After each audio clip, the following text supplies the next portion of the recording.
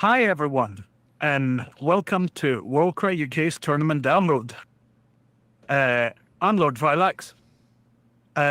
With me is Warcry UK's Badger, Hi there. and our special guest for this one, WargamesOnToast. Hello. Awesome. Welcome, gentlemen, first of all. It has been a couple of weeks, 2 or 3 weeks from the last one. We've been it's been a busy couple of weeks, which is why we didn't do more of these. But yeah, I'm gonna start with a little bit of giving chat a bit of time to catch up with us. So if you are in the chat, say hello. Let us know how you're doing. Let us know what kind of Warcry you've been playing or what kind of minis you've been painting. Yeah, we'll just give it a little bit of time to get everyone on. And we're going to get straight into it after that. We have quite a lot to talk about. A lot's happened. It's been 18 trillion tournaments at the very least. Been. So I was going to say, you've done 2 tournaments in 2 weeks, right? Yes. So far this month, which I kind of love. And 3 tournaments in the past 4 weeks. I think. Yes. If you include Glasgow. Yeah. 100%. Like no one can say that you're not dedicated. Definitely. I'm everywhere. Yeah. I'm traveling north. I'm traveling south. Combined total of 25 hours of travel alone to do the fall or something stupid. I mean, the 2 of us did. I think it was 10 hours down, and then 7 or 8. And I drove none of that. Not because I don't want to. I'd love to help, but I don't. We legally won't let you. I legally am not allowed. I've not been barred for driving. That's fine. No. Oh, you know me too well. But the amount of times you got angry at roundabouts, just like, what is this? You do roundabouts weird here. Yeah, well, I mean, to be honest, we don't really know how we do roundabouts in Greece. I'm not sure that all roundabouts happen in the same way. I've been a passenger in Greece, and that was an experience. It's the only place I've ever seen people give way on a roundabout. Like, they're already on it, and they're like, "No, you go." And I think a lot of driving happens on intimidation alone. Oh, okay. I wanted to get on that roundabout, but he looked angry, so that's true. My wife has just got that resting intimidation face. So resting intimidation face. I would certainly give way. So 100%. I am just double checking that all of our audio is coming through all good. Yeah. Showing up. Yeah. Has anyone actually checked the stream? Because I have had this before. Yes. It looks like everything's fine. Yeah. Wonderful. I love to hear that. And sounds coming through too, apparently. What?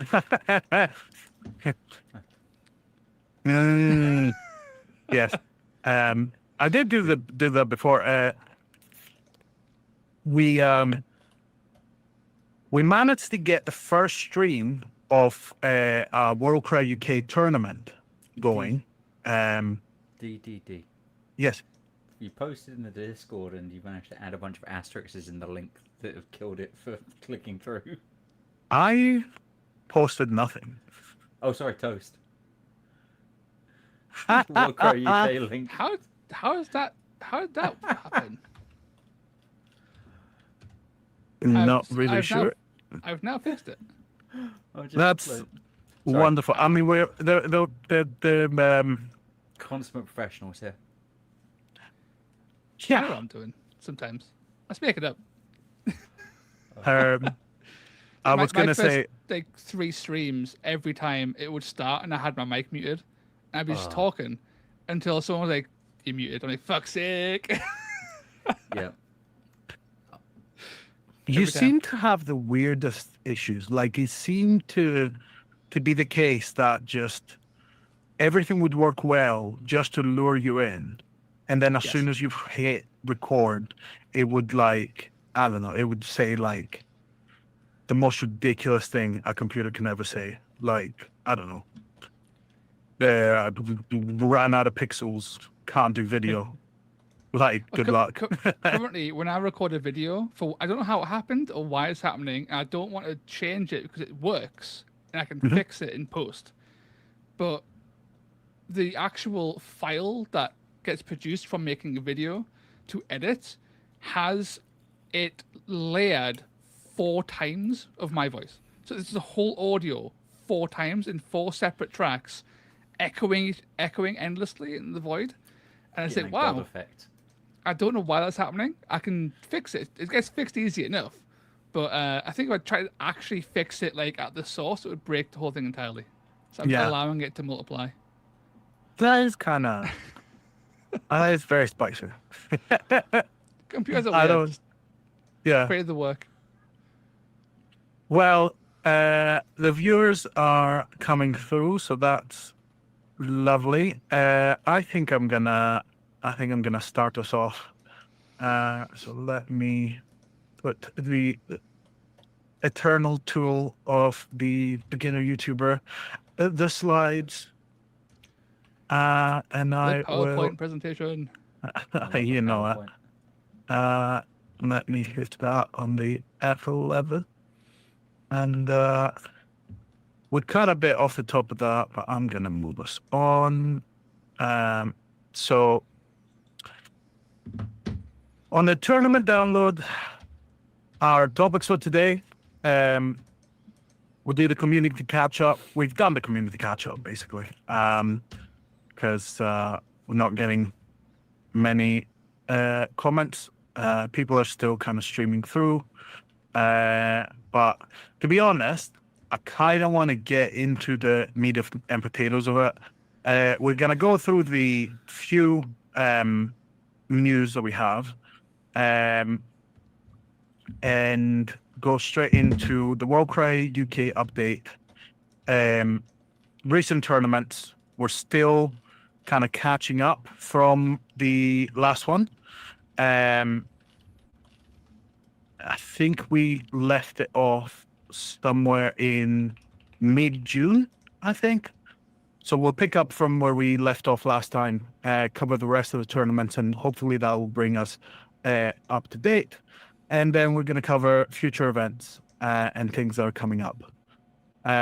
So let's start with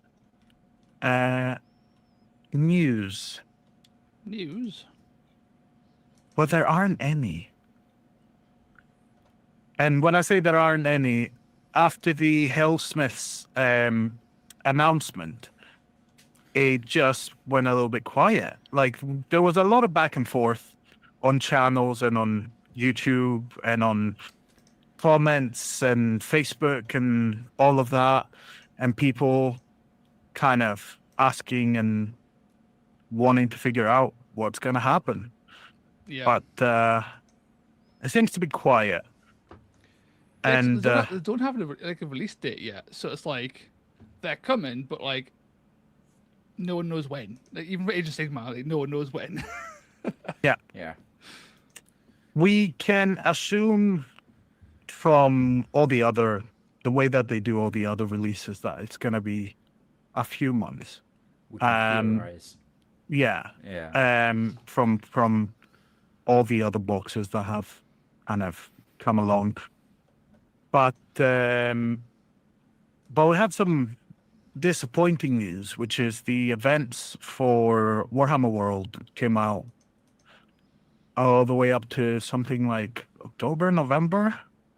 and we still don't have a tournament, which It's is very annoying. disappointing. Yeah. Yes, I would say disappointing, but given the September we're about to do to ourselves, D. Correct. Yeah, not that I think that's necessarily playing into the decision, but yeah, the Well, indie scene is picking up the slack on that. yeah. I mean, I think that's the main. I think that's the main takeaway from this. We do know that the events team has visibility of indie events, and they Yeah. know, and from discussions that we've had when we've gone there and played, like they do try to avoid big events because they've done it in the past. They had a Warcry tournament right after Warhammer Fest. Yeah. Warhammer Fest had 40 odd players. And then the next tournament after Warhammer Fest was I was so excited. Chat. I got in a bus and went there overnight, played, and then got the overnight bus back. I had no sleep. But it had like maybe 4 players. And that's where I met Ed for the first time. But yeah, it was one of these things. They know that if there's like a really, really big event and then they put like something too close to it, Yeah. it's not gonna be it's not gonna be great for either, because it's gonna split the amount of people going, and a lot of people will prefer the official event than the unofficial. So I'm not complaining per se, but given my performance at Storm in the South 2, which will come up and we'll cover a bit later, I would like an opportunity to redeem myself. So I've got my fingers crossed for December. It would have been Tournament. nice to see a November event, I think, for the tempo in the calendar, because we've got a start and end of September. We've got 2 potentially big ones from ourselves. October, a Halloween Warcry event would have been fun. We're locked into Christmas Warcry. Christmas Eve. That's when it's going to be. Everyone's traveling on Christmas Eve to play Warcry. I am pitching D on the let's spread our calendar out and do a Christmas event. We'll get all the red gobbos out. I have 3 of them so far, so I'm gathering different Christmas ones together. We shall get an entire Christmas warband.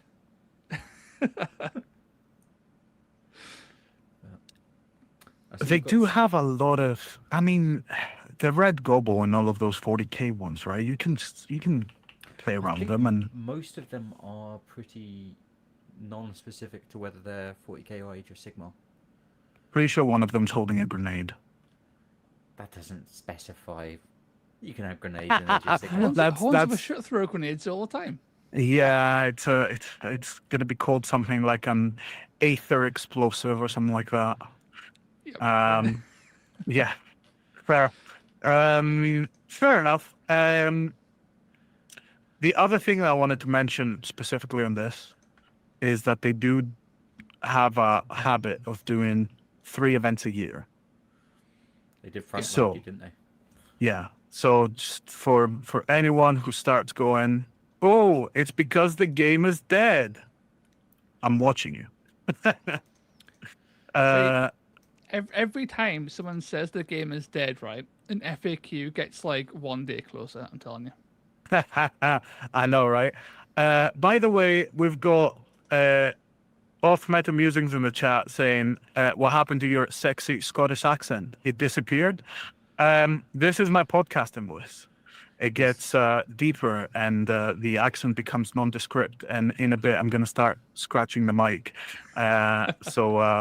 Yeah, it's to not scare the potential audiences away.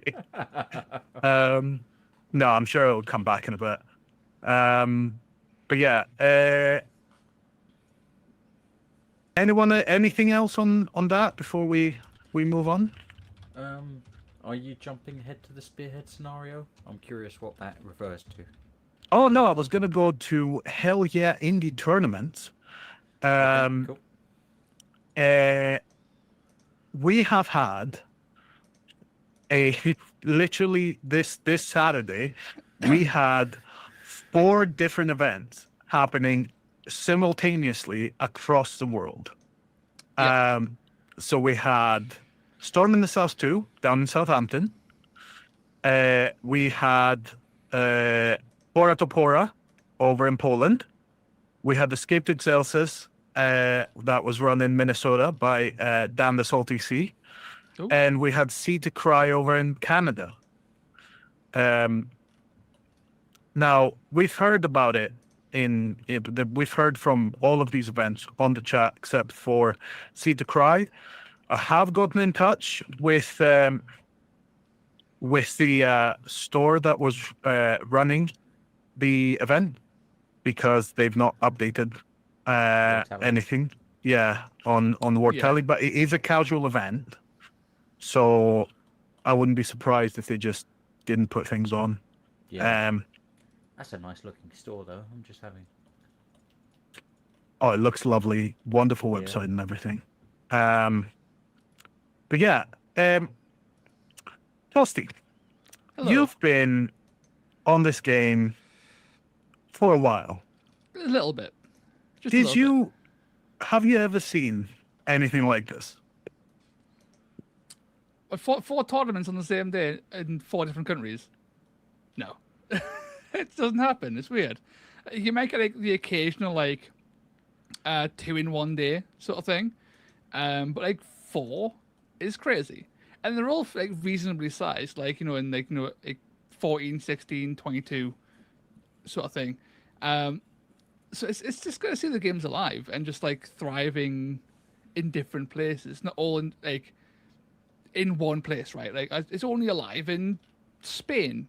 Yeah, man, it's alive in there's a event happening later this month in Hungary.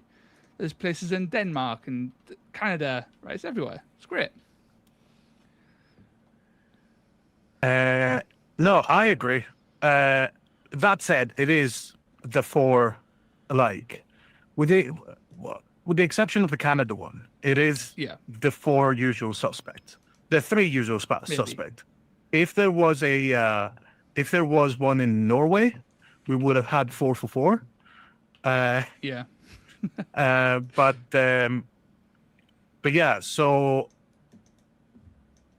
it's heartening. Heartening? The opposite of disheartening. That'd be heartening.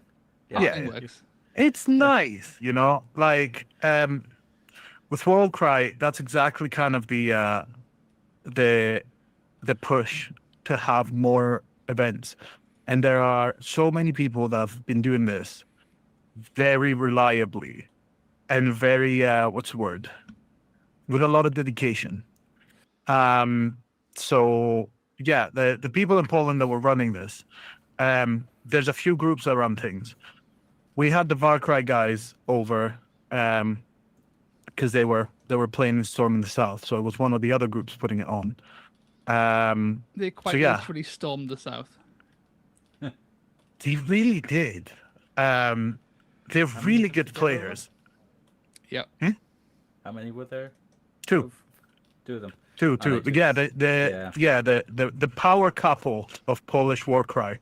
So Bartosz and Dorota came over, and we met them in person. It was great. I have a short video that's we did like a little post event interview, and that's going to be in the channel soon. And it was just really nice to meet them in person and to see them do so well as well, because they came prepared.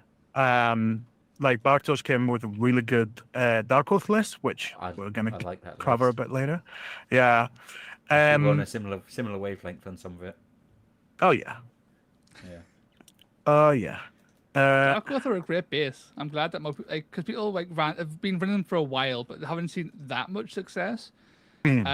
But like more people are continuing to like experiment and like just like put different things and use them as like a base for like a solid list. And it's working out really well.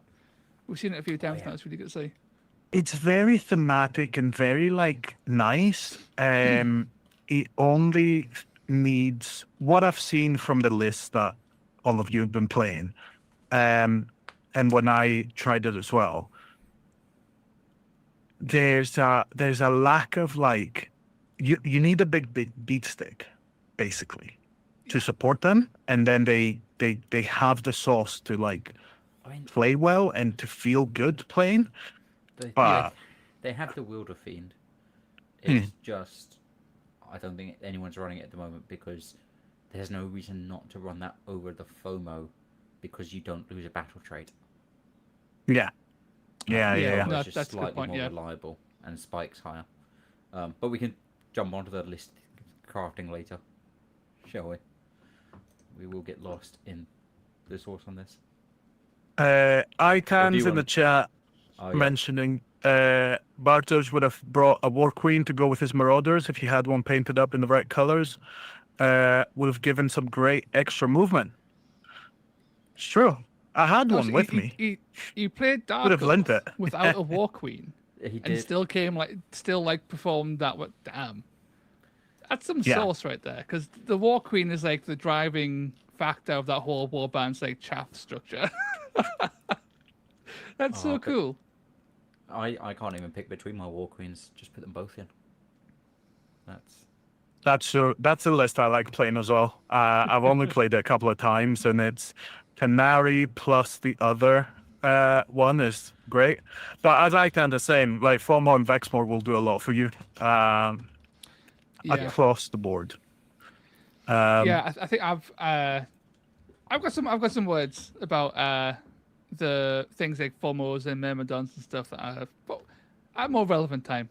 But yeah, FOMO Vexmore is really, really good.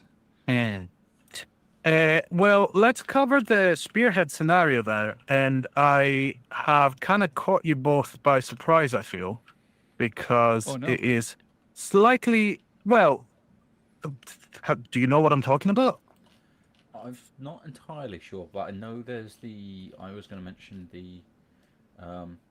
the Flesh Eater Court spearhead with another Warcry warband in it. Yes, That is. love to don't- see it. The Nighthawk one doesn't, but I only think that's because Higher Geist. It would sell too well. If the Nighthawk one had it had like the Wield of the Blade in it, would sell too well. Can't have that. That's very true, actually. I won't be surprised. But I think, isn't the wielder in the new? It's in one of the two boxes. Either the 4-box, the 4-pack that they did the last time, or the 4-pack they did this time. Like, there's no way they haven't re-released that because the initial release was way too. It was way too limited. Yeah, or brief. Yeah. Because the Briar Queen's been re-released in the 4-pack. That came with like Mollog and stuff. I don't know if the wielder has. I assume he has. 'Cause it's a fucking good one. Let's see. Everyone wants a Wield of the Blade. He's like the go-to death ally. Yeah, I think the only Nighthawk Warcry warband they've got to chuck in would be Pyregeist, which is too specific a flavour, I think. For a Yeah, I spear. think so. I don't think people would buy that. Would actually buy the spearhead if the Pyregeist are on there, just from second-hand embarrassment. Yeah. I don't. It's such a shame. I love Pyregeists, but they are. I shit. know they are terrible. They are so bad. But that No, also, that that's to me, you go. I'm given the state of Pyregeist, I'm assuming GW has quite a few sitting in a warehouse, and I think so. the fact they didn't shove them in a spearhead is, I think, interesting. Yeah. Suggests I don't know which way to conclude about that. Maybe they just never produced that many Pygeists, but all the people saying they're just trying to dump Warcry stock, I think that would suggest otherwise. Yeah. Yeah, I mean, like they've been doing this for a while. They've done like during Warcry First Edition, like they made like Age of Sigmar box sets where they're just like, oh, this is for Age of Sigmar. It was just like 2 Warcry warbands bundled together into one box. Like, Yeah. it's nothing new, right? They might as well as like use the stuff they have, right? So I imagine for cost saving, but also really good sculpts. Yeah. And as we were saying on the last stream, I do think a Spearhead is a better bet than just grabbing 2 of the same box like they did in first edition. Yeah. Generally, the Spearhead gives you just a lot more to play around with. Yeah, no, it For does. most Spearheads. If the actual, like the Flesh Eater Courts one, is actually a really solid start to a more of a tricky focused Flesh Eater Courts warband in Warcry, and you get an actual Royal Beast Players warband. It's like 2 warbands in one. It's like a start of one and a full one. Ready to go. Some sort And of RBF is good. yeah, they are. Like It's SDF. difficult, but it's a rewarding warband to play. Also, Wielder the Blade was with Kanan's and not Skinnakin, the other Flesh Eater Courts warband, and Crimson Court on the first box. Right. So that then would have had a decent kind of run at this point, because you can still buy it on the website. Ooh. But what I was talking about, the Spearhead scenario, to celebrate the 10 years of Age of Sigmar, they have a competition for winning some Hellsmiths of Hashir. It's on the website. Oh, And you can basically play one of 2 battle plans. Either the AOS battle plan, the Adamantine Chain Quakes, or the Spearhead's rule module entitled Desolation of the Mortal Realms. And it's really interesting because if you open that, it has once per turn hero phase abilities for Spearhead, where you pick objectives and terrain features to desolate, Ooh. and then gain desolation points to do various effects. Okay. Now, there were some leaks, so that's also in AOS proper. So given that we do inherit a lot of stuff, and the gameplay is relatively, I don't want to say inherited, but there are similarities usually in how things play. design. Yeah. I wonder if finally we're going to get a warband that cares about the amount of terrain on the board. There already is one. What are you about? You're- The Horns of a Shut battle trait. It means you take more fall damage, which requires terrain. Right there, you go. I thought you were going to say Corvus Cabal, you need platforms to jump off of. I was going to say, yeah, fair. I wanted to go a different direction. Let's put you off guard there. Yeah, no, I just thought it was interesting. Yeah, I can't agree with the chat. I can see that being transferred into Warcry fairly effortlessly, right? Like, we see more and more of a token aspect in Warcry now. Anyway, you've got the Memoriam tokens in Ruination. You've got Pyre tokens and Pyre Geists. You've got something else. The Wild Dice mechanic in Turret Cohort, right? Different ways of having a trackable resource or thing is more common now than it would have been in like earlier iterations of the game. Chaos Dwarfs being able to like mess with terrain in certain ways would be really, really cool to see, especially if it empowered them in some way, like this seems to do, right, in Spearhead. Man, I'm seeing in the chat, terrain is also the biggest issue, non-TTS though, as it sells immediately and is a hassle to paint. Yeah. It does Go sell to immediately. Pet stores. Pet stores are great to get terrain on the cheap. It's very true. I've done similar to try and make up the tables. I Although, think you know, Grumpycard's not wrong though. Like in general, the amount of terrain in Warcry is a hurdle to start Warcry because you need like a lot of it, right? Like a whole chunk of terrain on the board. Otherwise, you're not really playing Warcry. It's a balancing factor to stop big bases, big strong things mounted. All kinds of things get balanced by terrain. So if you don't have enough of it, then the game is a very different game, and we often see that when we look at smaller events. And you go, oh, that's a really good looking event, but there's actually the boards look a bit light, and it's understandable because the sheer cost to fill out so many boards fully is, as you know, very high. To be sure. I was gonna do say wonder Gerboards. for future versions whether we'll see, because in Kill Team, their starter set, they've got MDF terrain. I do wonder if there'll be a push more towards that as a way of getting a board full of terrain, like pre-painted MDF straight out the box. It's, I think, a really good way to quickly populate the board for new 2-player starter set. And have it fairly modular as well. Just to sidetrack into Warcry slightly. Warcry has cardboard terrain in its starter set, and it's fairly durable. It sets up really quickly and folds down really quickly. I would even accept that if it was high quality, like durable stuff, like as a quick way to set a board, would be pretty spicy. And it's a shame that more of the terrain effects aren't in play in a lot of places. Yes. I think it's one of the downsides with how matched play is organized at the moment, is that there's not so much. I know we've discussed this of having like written out board rules. This is what this section of terrain is. This is what this section of terrain is.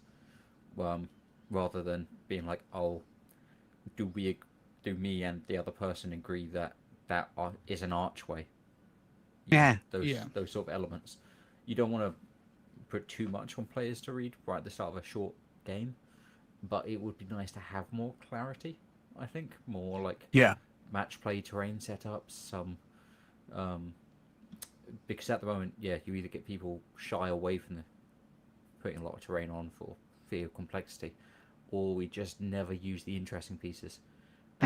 It's one of the reasons that when I've been dabbling in mission design, I don't want to make anything necessarily that specifies do something to a piece of terrain, because what happens when you've got all of your terrain connected by bridges is that one piece of terrain.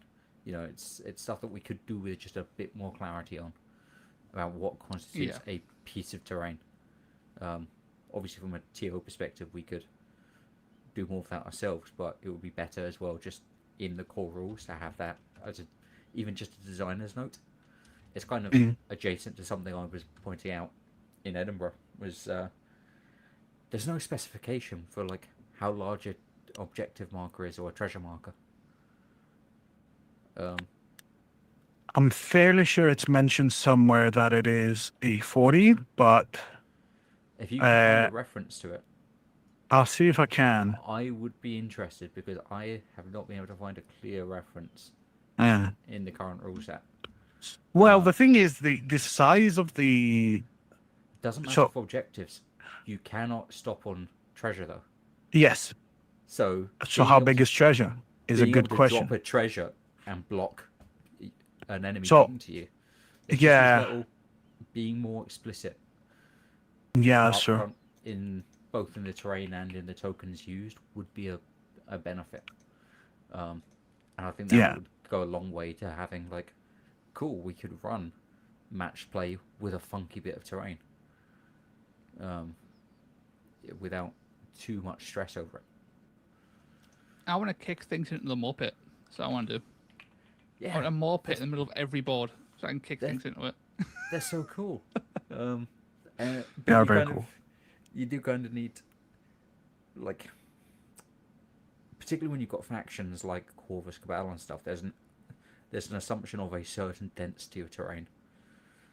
Yeah. And at the moment, we have to read between the lines as to what that assumption is for the most part.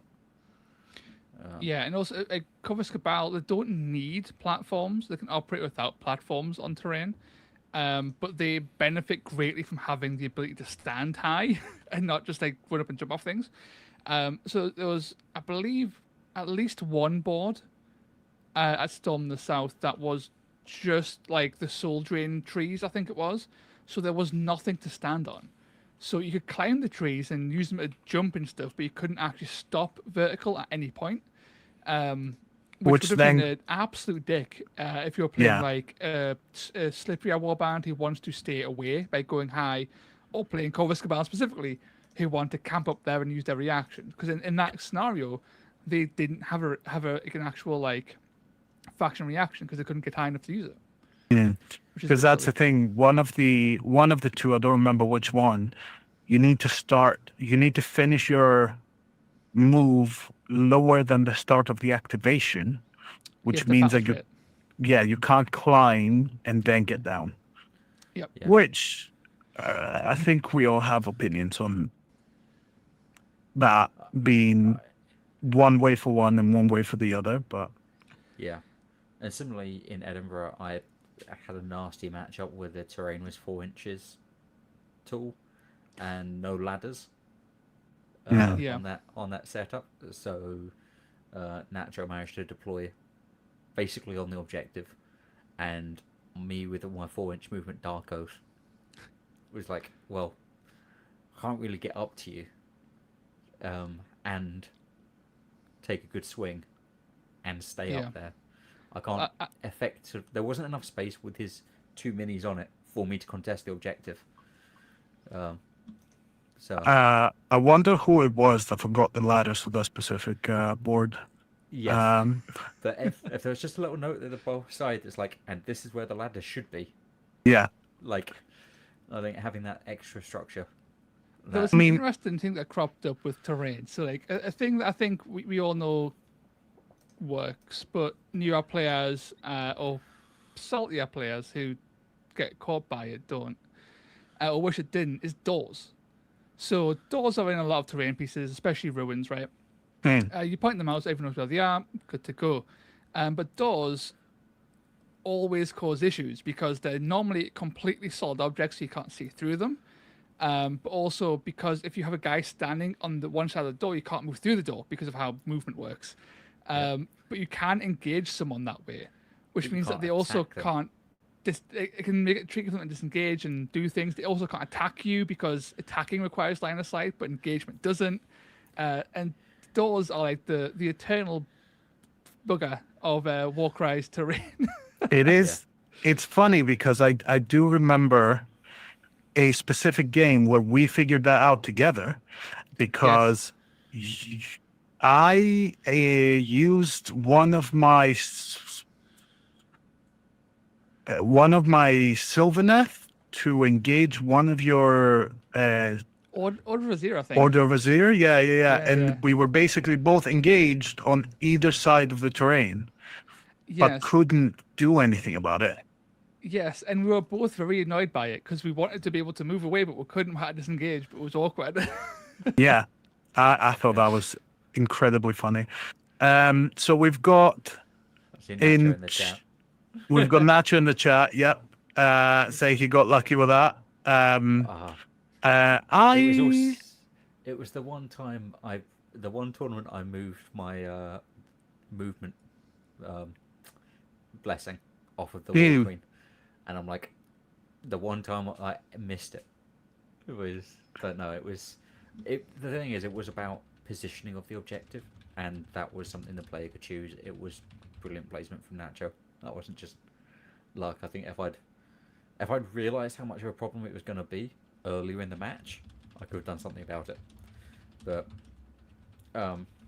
yeah, no, it was just listen. unfortunate. Sometimes you just get caught by surprise. I got caught by surprise by a Griff Crawl this weekend, which I will mention later. It was a fantastic move from my opponent that made me absolutely furious. But we'll cover that when we get to that. Going to the chat, Grumpy Guard played only a few times in your setup where you could activate terrain to get some fun effects, but it's never done. And that is right. Very often it's like you have to use an action for a chance that something might happen. And sometimes it's like even all the way back in Catacombs, right, where it was like, oh, if you fall off the terrain into the lava, your ninny just dies.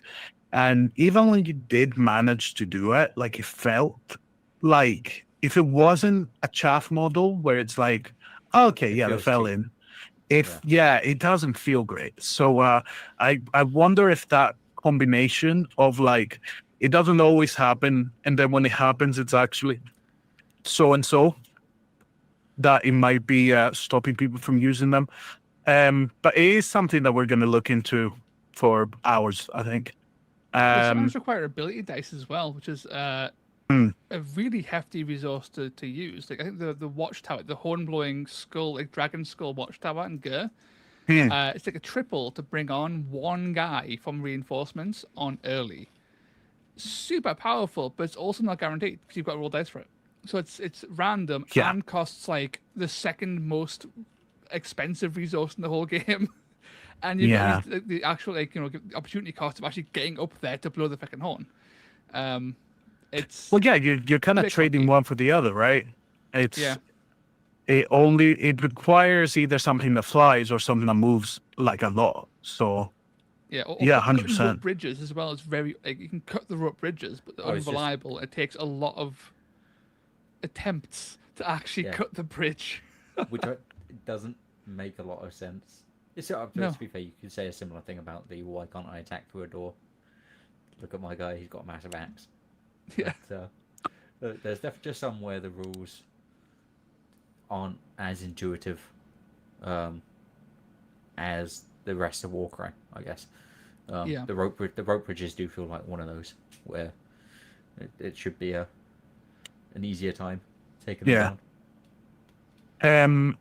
100%. Also, we've got Evan in the chat. Pretty sure objectives are in a specific size anywhere. In AOS and 40k, they're 40 mil. And to be honest, you measure in AOS and 40k, you measure from the edge of the objective. And in Warcry, you measure everything from the middle, which is probably why they haven't really bothered specifying that. But also bringing treasure tokens that large to place. And, no, that is no WorldCry standard. My 4-inch wide treasure token to stop you engaging me. And then what else? We've got Mordheim style ruins from foam board and coffee stir sticks fill out a board very easily with a cheap jaunt to a dollar store. 100%. There's a few really good channels. I will always give a shout out to Black Magic Craft because a lot of the stuff that I've made were directly through his videos. But there's a lot of more specific to Mordheim as well. You can do a lot with coffee stirs and a bit of wood and a bit of hot glue and patience and spray paint. So 100%. Awesome. I'll move us on to the next slide. We're going through these very quickly. So, what news for WorldCryUK? I was at Storm in the South too. Badger was sensible. Thought that was a bit of a long trek.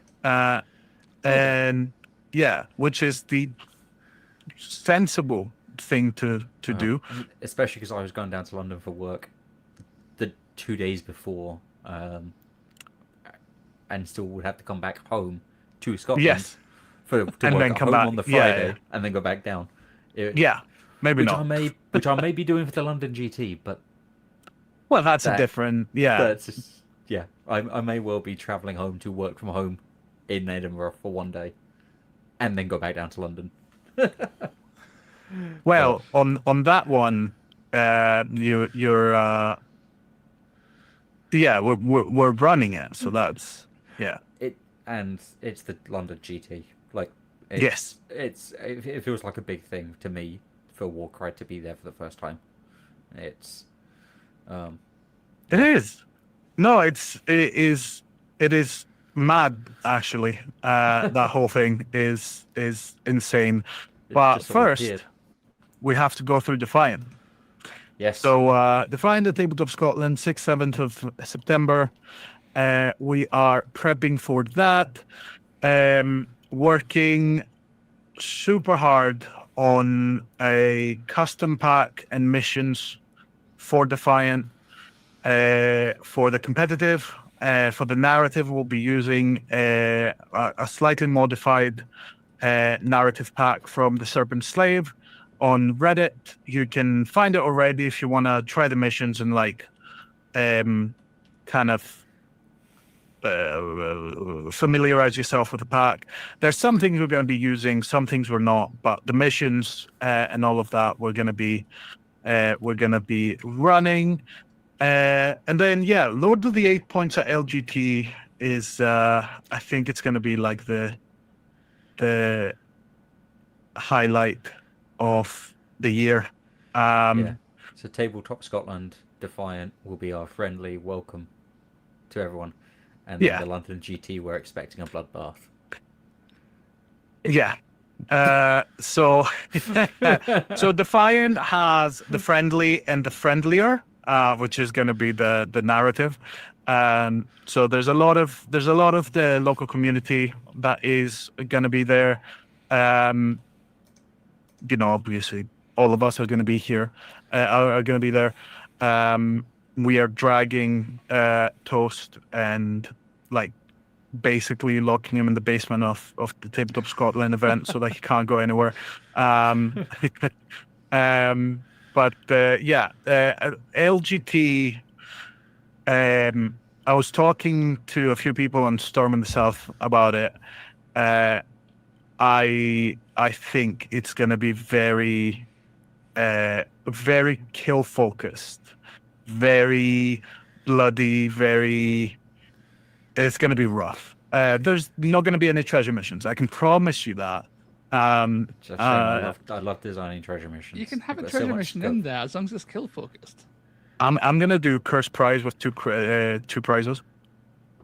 Yeah. I was just going to pitch you on what if we put all 6 deployment markers at the same place. Wolf.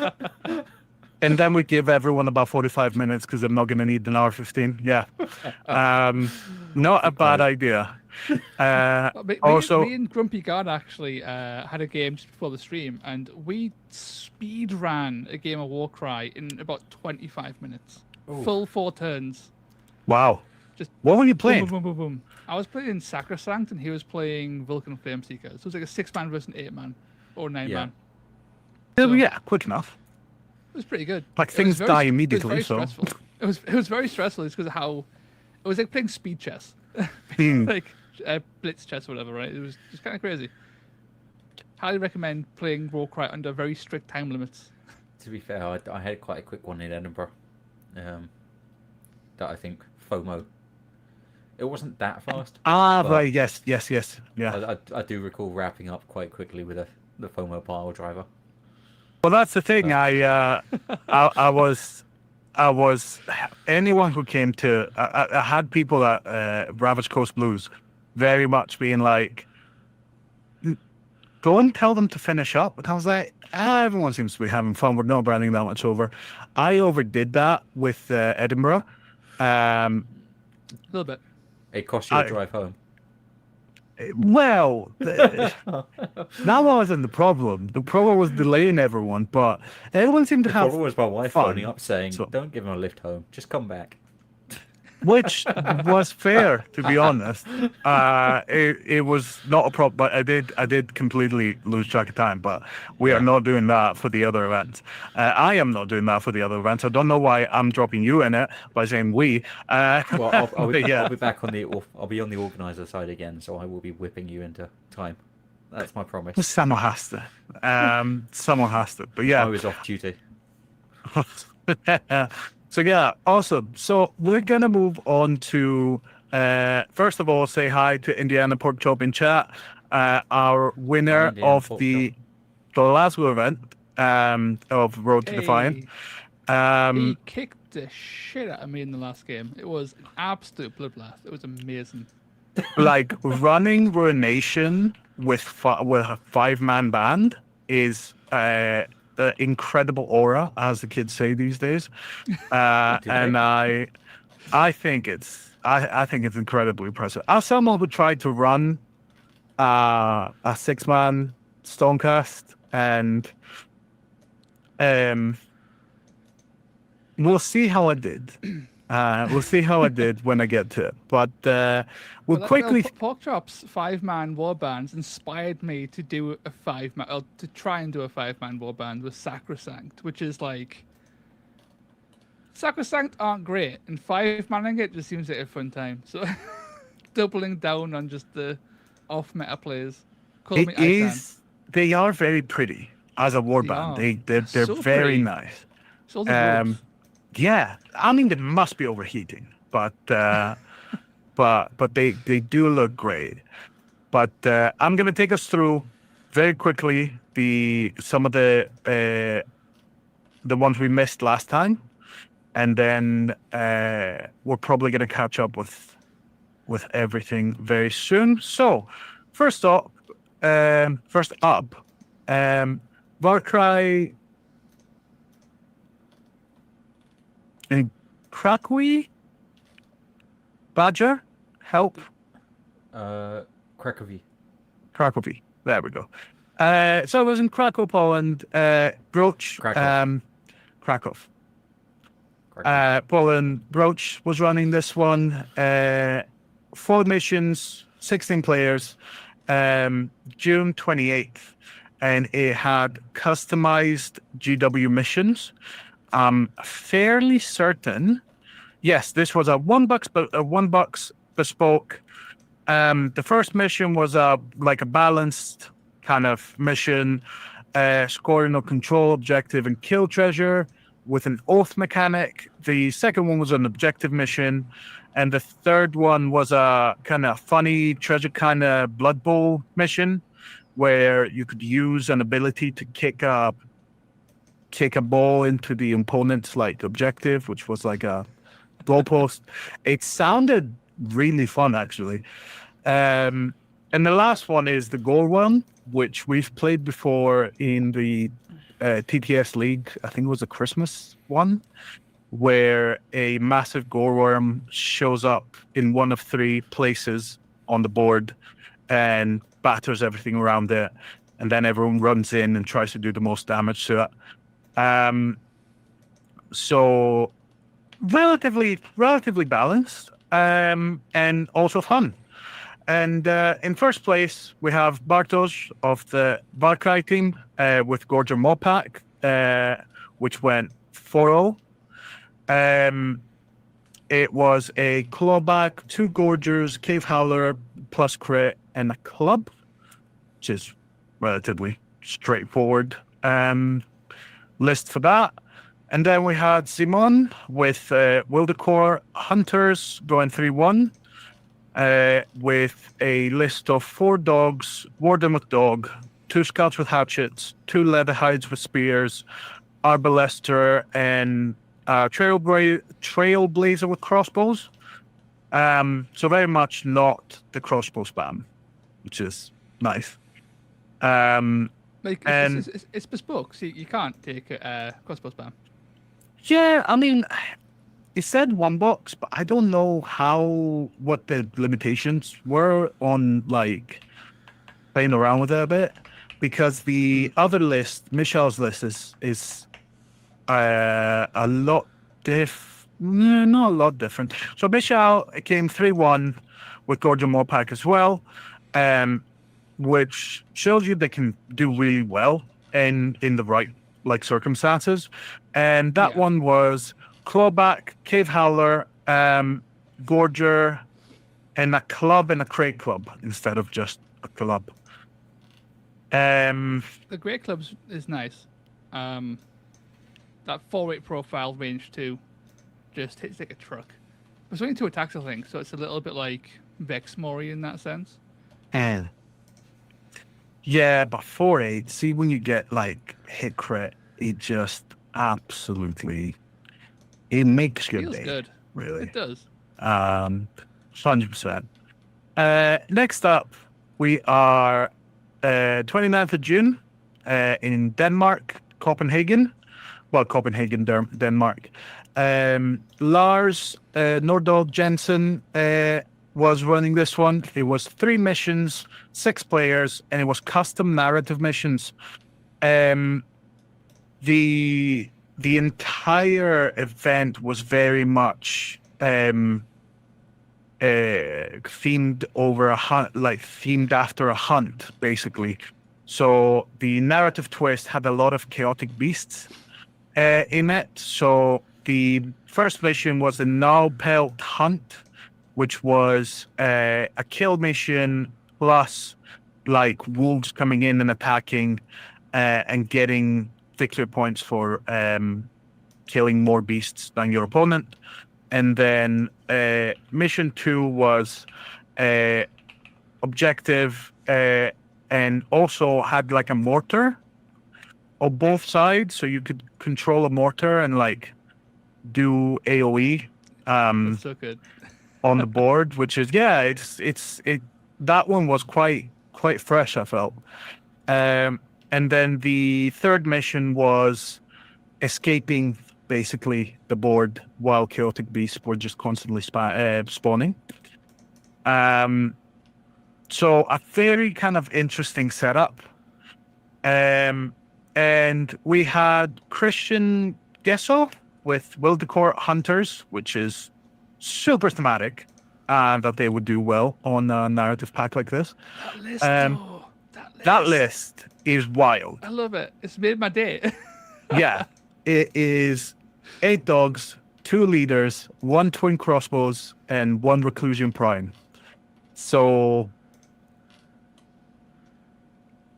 thematically, having a list that is like mostly dogs and then a couple of hunters and then this superhuman Stormcaster seems to have just kind of lost his way.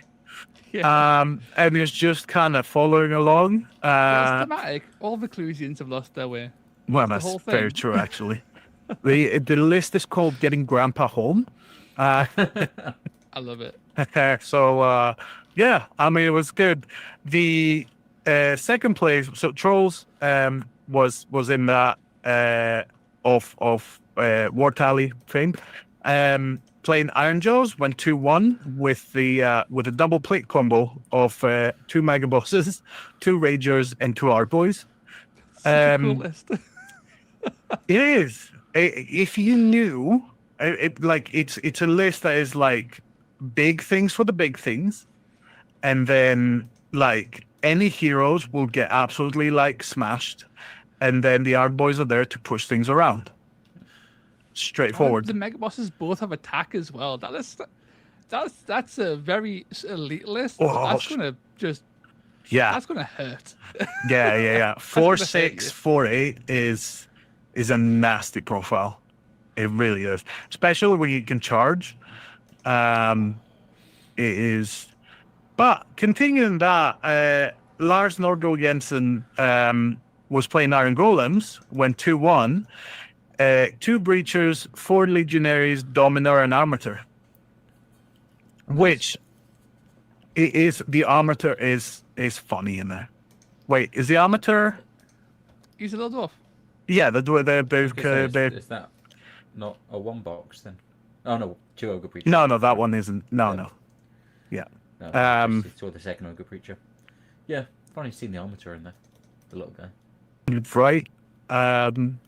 but everything is relatively slow on that, so Yeah. it kind of makes sense because it's a bundle of stats on a very slow move. So Yeah. I'm actually kind of surprised that these days you wouldn't drop that for blessings. Can I just take this point something out? Just looking at the war bands that are left, right? Just quickly. Mhm. Corn demons were taken, and they beat Ogre More tribes on the standings. Ogre More tribes like bottomed out, and like Corn demons got a win and came fourth. that's nuts. It's a 6-man. It's 6-man Corn demon list as well. I love it. How did I miss out on the prep? What do you mean? Like, was it? Stefan A. He's got a Myrmidon with +1 attack, a Bloodmaster, a Fleshhound, 2 Bloodletters, and a Blood Crusher. And That's he beat Coward and KO. Overlords. Yeah. KO. Yeah, KO not doing better in this is a surprise, given that a lot of it was beasts kind of spawning from the edges, and you can just I'm so sorry. probably KO have the range. That KO KO list list is 4. is absolutely bonkers. It's a 4-man KO list. That's... Yeah, I was These just lists are thinking the same crazy thing. fun. I love it. That's why you do narratives, so you can just took throw in stuff like that in.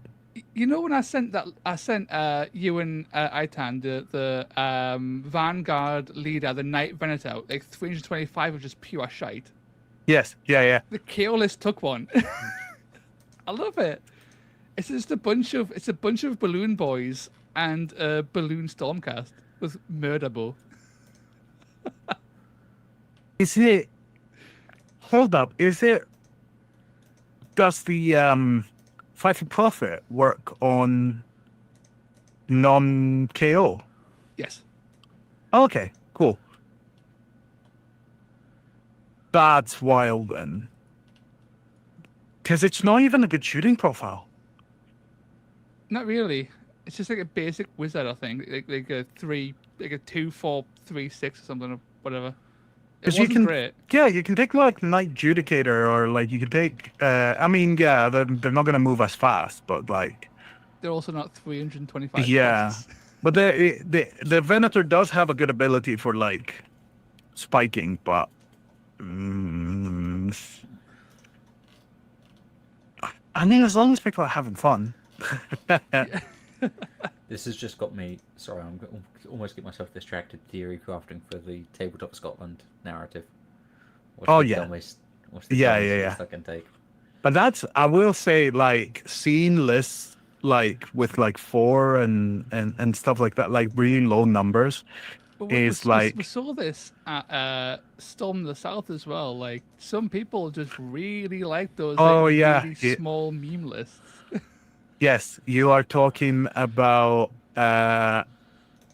Ishmael's 2 shooty frogs and a hydra. Yeah, it was a Charybdis, but yeah. Charybdis, yes. Incredibly brave. Yeah. And apparently incredibly fun. I can imagine. But yeah. So we do have to leave this one, I'm afraid. That's sad. These are all fun although- lists. I like them. I was gonna say if Lars, who run this, if you have any pictures or like anything, and if you see us covering an event that you were part of and you want to send us like material and stuff like that, we'll always be happy to put it on for people to see, because it's really cool, really, and especially when it's like a narrative event or something like that, which is a little bit more special and a bit more involved. Is always awesome to see. But we're moving on to Road to Define Glasgow. Yes, we made it to July finally. It was run by yours truly, and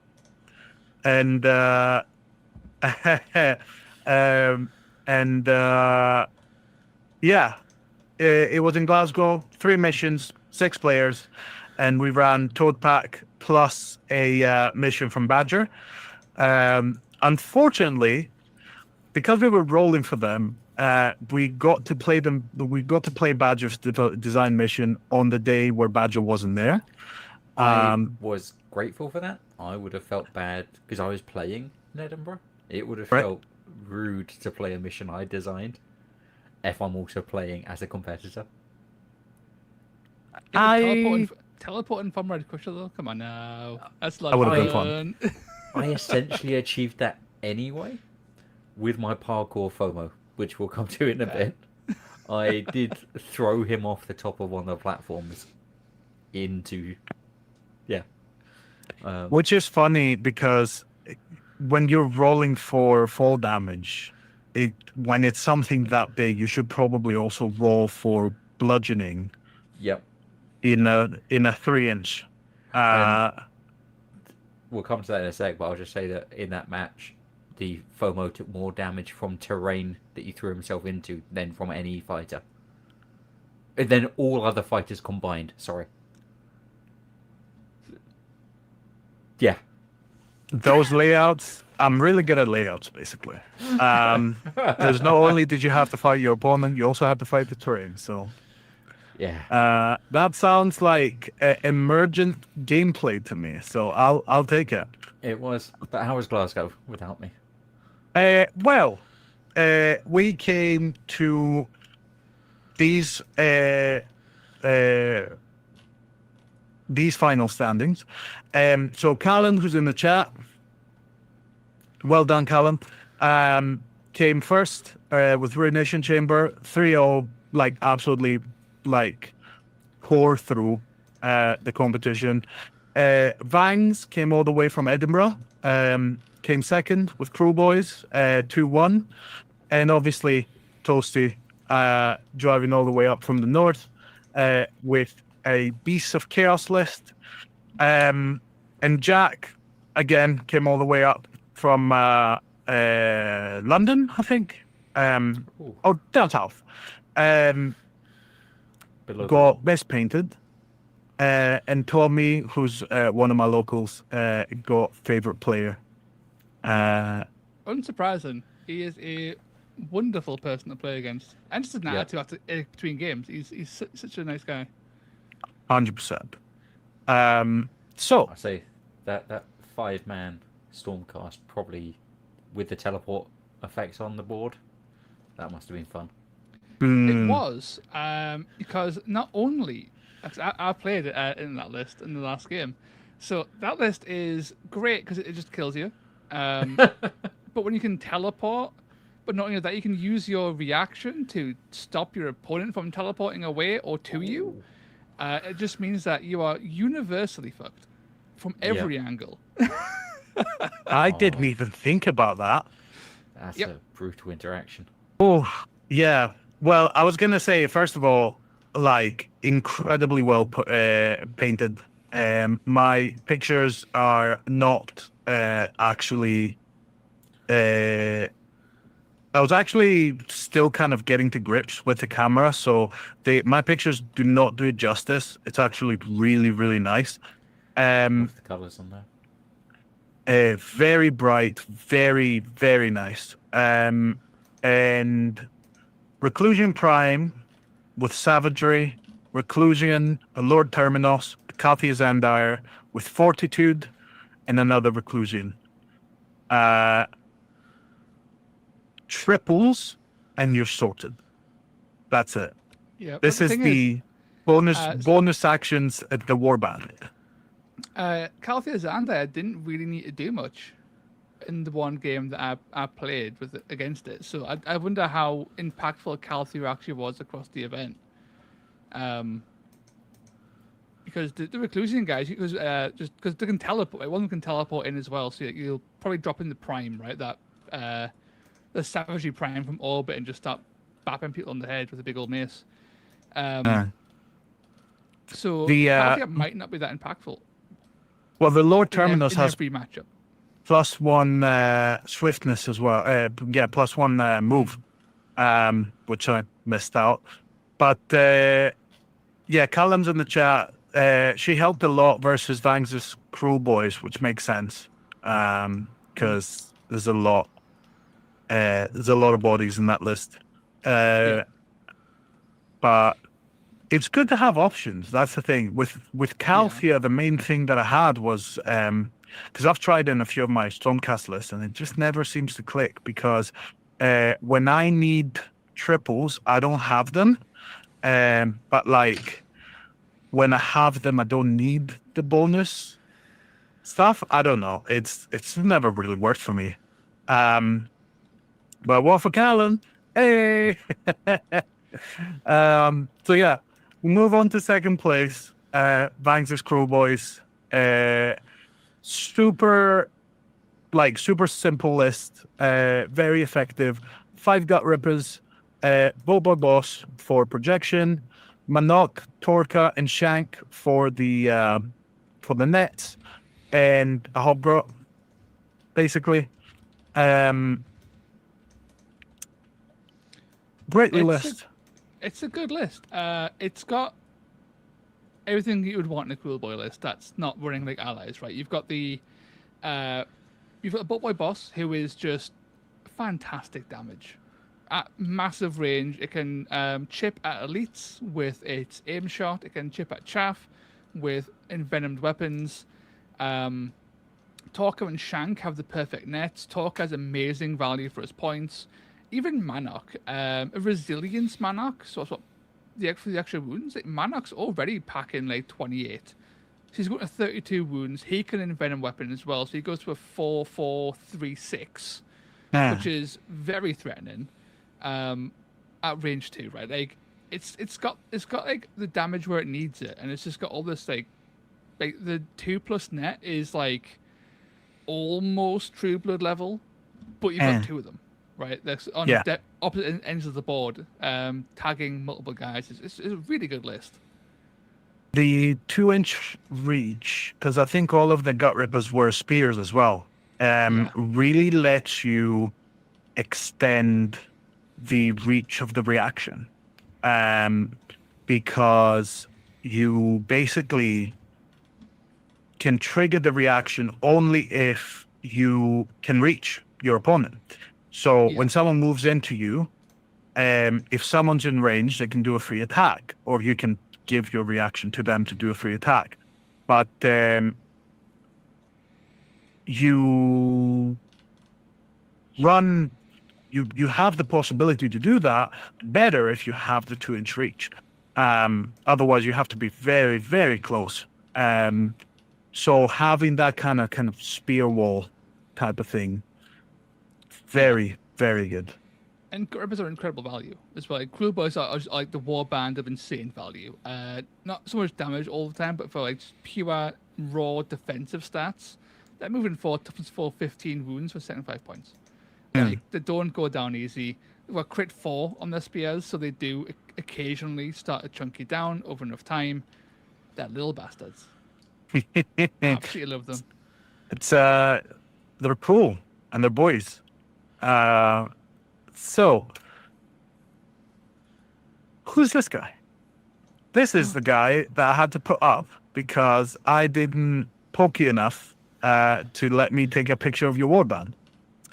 Hideous. They are not hideous. They were absolutely fine. They were just a little bit older, and that's allowed. But do you want to take us through your list real quick? Like, so yes, I brought Beast of Chaos, and I took it. I built this list like about 10 seconds before I left.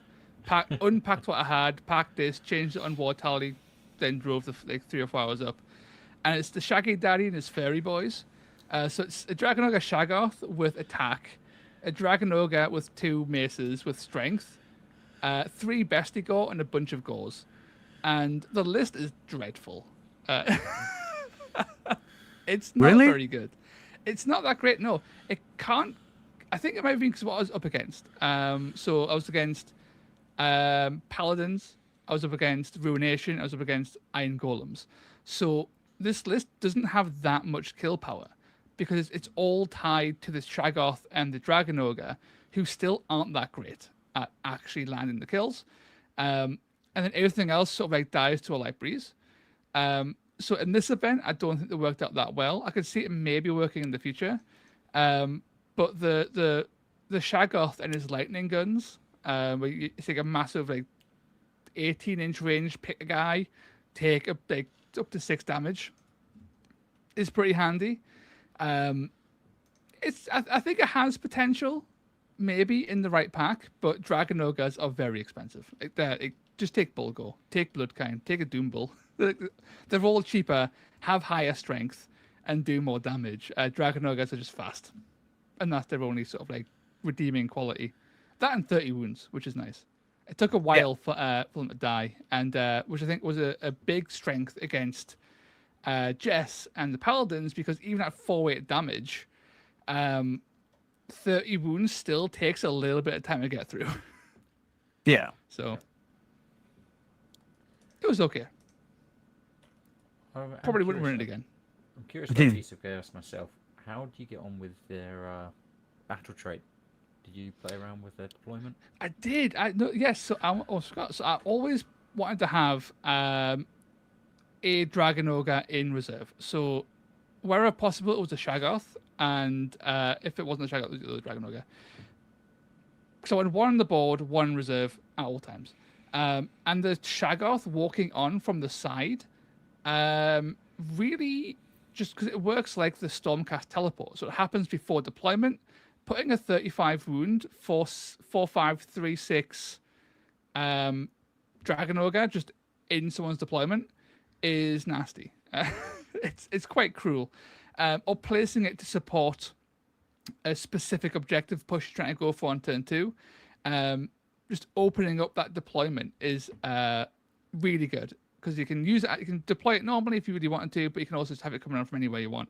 And the movement 6 really helps, because unlike the Stormcast teleport, which is a 5-inch thing from enemies, the Beast of Chaos one is actually 6 inches.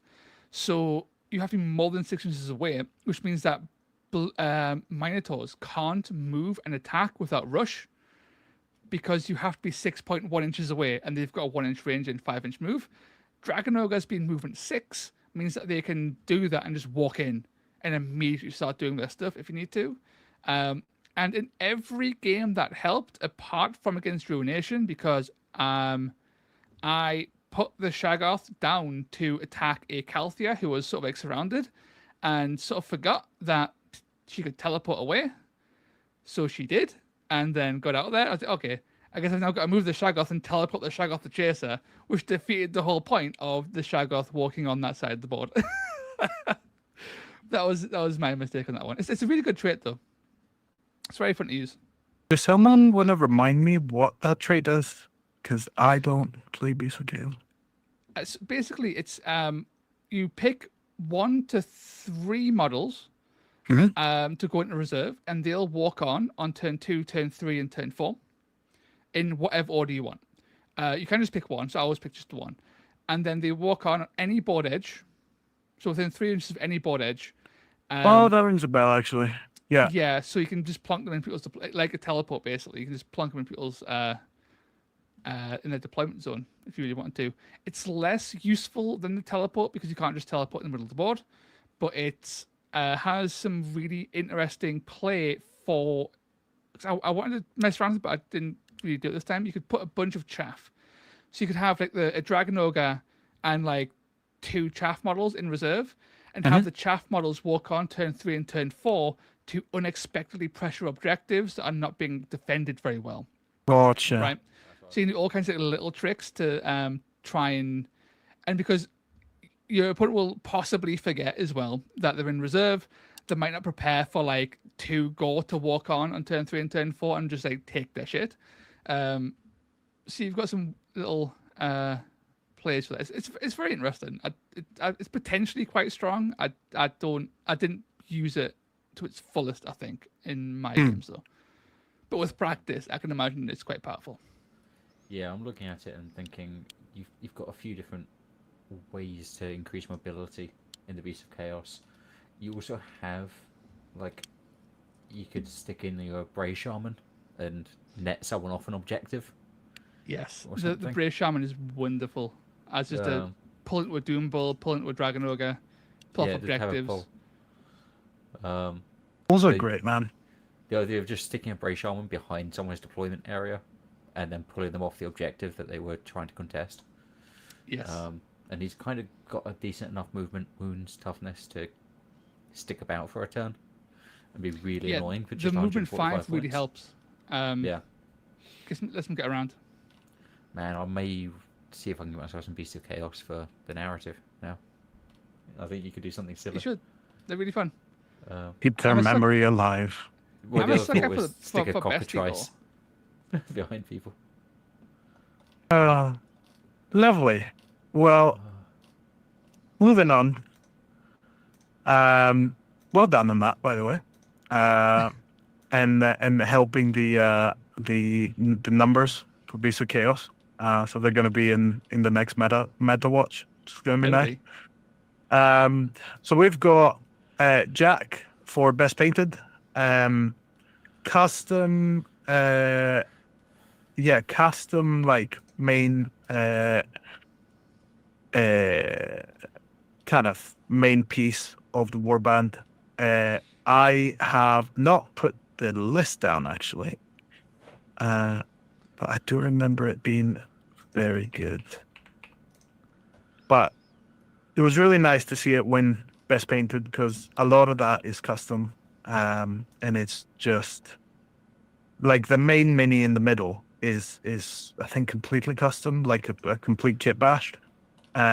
Incredibly nice, and the colors are just fantastic. So very he brought a blood pelt hunter from the Orgamo tribes, which is a really funky artillery piece, right? yeah. With a whole bunch of goblins, basically. Pointy Berg, Moonface Nags, just representing as per. Like Boggle-Eye, Shrewmancer, Progdonetta. It's a funky list with a Snarlfang rider as well, which I'm always a big fan of. The Wolf Boys. Loads of mobility. Yeah. No, they're really. It always catch them by surprise. Their stats are actually really nice. For the points. But yeah, no, it's good. Blood Pelt Hunter seems about right as well with that big massive crossbow. So yeah, big fan of that. And Jack, thank you for coming up and traveling all that way. And yeah, and Tommy, I did manage to kind of nudge into letting me take a picture of the warband. He didn't enter best painted because that's one of mine. So I've painted them for him, and they felt inappropriate. But yeah, it's on this one. She went for one box. But yeah, she's the favorite player for a reason. She's one of my most loyal locals. Will always come to events, will always come and play Iron Golems and have a good time. And she's always lovely, so that's very well deserved on this one. And also, let's spend a second. I mean, glow effect, fantastic. It's not just that I'm messed up with the white balance; it's that they actually look very nice. But yeah, and we'll move on to the next one. Warcry Slaughter Summer, 19th of July, run by Minion, Budapest, Hungary. It was 4 missions for 10 players. The mission info is not on War Tally last I checked. But we have some familiar names. So Kovat Satilla with Lumineth of Realm Lords. Toshi, you're going to love this list. Kovacho and Thorol, with Miari, Lightcaller, Knight Azeros, and Auric Flamekeeper, 8 Wardens. Oh, Sauce. I see what he's doing there. Okay, that's really cool. I like that a lot. I think they're range 3, the Wardens, right? They are the world's longest spears. Yeah. An incredibly difficult warband to transport, 100%. Imagine, yeah. But yeah, it's very rare that I look at a list and I go, ooh, this is nice and also unexpected. But yeah. That's so yeah. I'm looking at that list and like, it's so cool because it's a mixture of I want to die, because that's where all my damage comes from, is being dead, but also the Knight of Zeros means I die really fucking slowly because all those crits become hits. I think it allows That's so you cool. to kind of funnel your opponent so that they can't, even if they do out-position you and they try to kill things where you don't want them to kill things, you just go, nope, not there. And so I cool. kind of love it. And I've been absolutely, like, I've lost games to Miari and the quad before, because I think the quad is the, is it the same one, the, where you can't move away from a certain place? Now I have to check it. I don't know. I'm not sure. No, I have to check it. So... Miari's got it's just -1 attack and a massive aura. Yes, but can Miari do gravitic redirection? No, let's take one of the stone mages. Yes, okay. So I'm mixing it up with the Stone Mage. Never mind. Let's see. But Miari has the Scryhawk, so you pick a guy, gain +1 attack, or she has Dazzling Light, where everyone else has -1 attack. So you can have all your spears attacking 4 times, the 1/4 damage at 3-inch range, into one guy, and just explode them with just weight of numbers. Yeah. That's adding to it, because it's just stacking the +1 attacks. Because if someone, well, it's not stacking the +1 attacks, but it's stacking the buffs. Because you then have the aura from the, or am I mixing my dwarves again? So Dazzling Light is -1 attack, but also the Shining Company double. All the wardens have that, so when wardens are next to other wardens, they have things attacking them at -1 attack as well. Yeah. So it's like a stacking -1 attack debuff from multiple sources. Yeah, no, but I mean, if you get you choose one person and they get the +1 of they get the +1 attack, and then the Auric, if something dies near that, you get the Auric Flamekeeper, so you have +1 attack, +1 hits and crits, and then suddenly all of those spears become very painful. Yes. It's cool. I like it's it. a good list, yeah. It's surprisingly killy with like a surprising amount of like, I don't want to die, and you just won't. And a lot of setup as well, though. Yes. So yeah. Well done. On first place. On second place, we had Zabo with Ogre Maw Tribes, which is super. And it's a Gorger list. It's 3 Gorgers, 3 Nobblers, and a Thunderfist. I can hear you doing the same thing that I'm doing, which is Thunderfist. Oh, it's got the quad. It's the quad. It's because it's the Ogre quad only exists on the Thunderfist and Leadbelcher. Oh, it's one of those. It's not the Fire Breath. No, a thunderous blast of hot metal. Oh, okay, no, the other one. I was looking at the hero abilities. +3 to attacks and strength seems The next seems missile attack. pretty good. Yeah, it's on a 2-4, which isn't great, but it is strength 7, which means that's a lot, Yeah. basically. And it's on 1 missile attack, so you can also move and do that. And the Gorgers move fast, and then the Nobblers are there to Noble. they're on points. Yeah. The novel.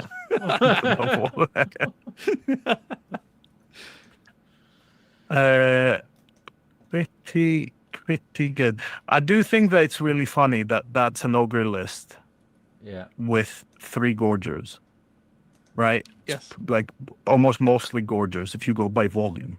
And then the third place is a Gorger one with 1 Gorger. Cold hands when a 3-0-1. I'll fix that later. But with a Gorger Mopag, which it has Hrothgorn Quiv, a Clawback, Zarbag Prog, and a Club Gorger and Bushwhacker, which is, mostly ogres and noblars. Solid list. With Zarbag as well. Zarbag and Prognatas is it interesting to get in a net, spending that many points to get a net in functionally is kind of wild, honestly. And especially one that is not the better one. Yeah. It's cheaper to do though, right? It's because it's the cheapest way, I guess, to ally in a net. But it's still like 190 points to do it, which is whew. Yeah. Yeah, but the alternative is, I think Manok is 190 by himself, so Yeah, that's true, yeah. you can't do it the other way. And also it depends on also what you've got. Yeah. His but, one loss was against Kovac. So, Yeah, which makes sense because anything noblery, kind of prog bushwhacker running around, that was a. immediately skewered. You said it was a 2-1-1. Is it 2-1-1? 2-1-1. Oh, I thought it was a 3-0-1. He managed to get a draw with the Arcanites in round 1. Nice. Although, Can I just point out as well, once again, 4th place, Corn Demons. Corn Demons with a 6-man warband again. Are we wrong? Are Corn Demons like actually like class? Like 6-man Corn Demons is like just actual top tier. The What's next happening? the next meta report is gonna be like, actually, you're all wrong. Corn demons are A tier. Where are we? Trying to find there we go, slower somewhere. Yeah, like Corn demons. Yeah, it's Skullmaster, Bloodletter, Bloodmaster, Bloodletter, and Blood Reaper, and a Gorehound. The Gorehounds, they're so good. They really are, but they're not worth 250 or 240. Like, it's just it's not that they're not worth it. It's just too many resources to put in.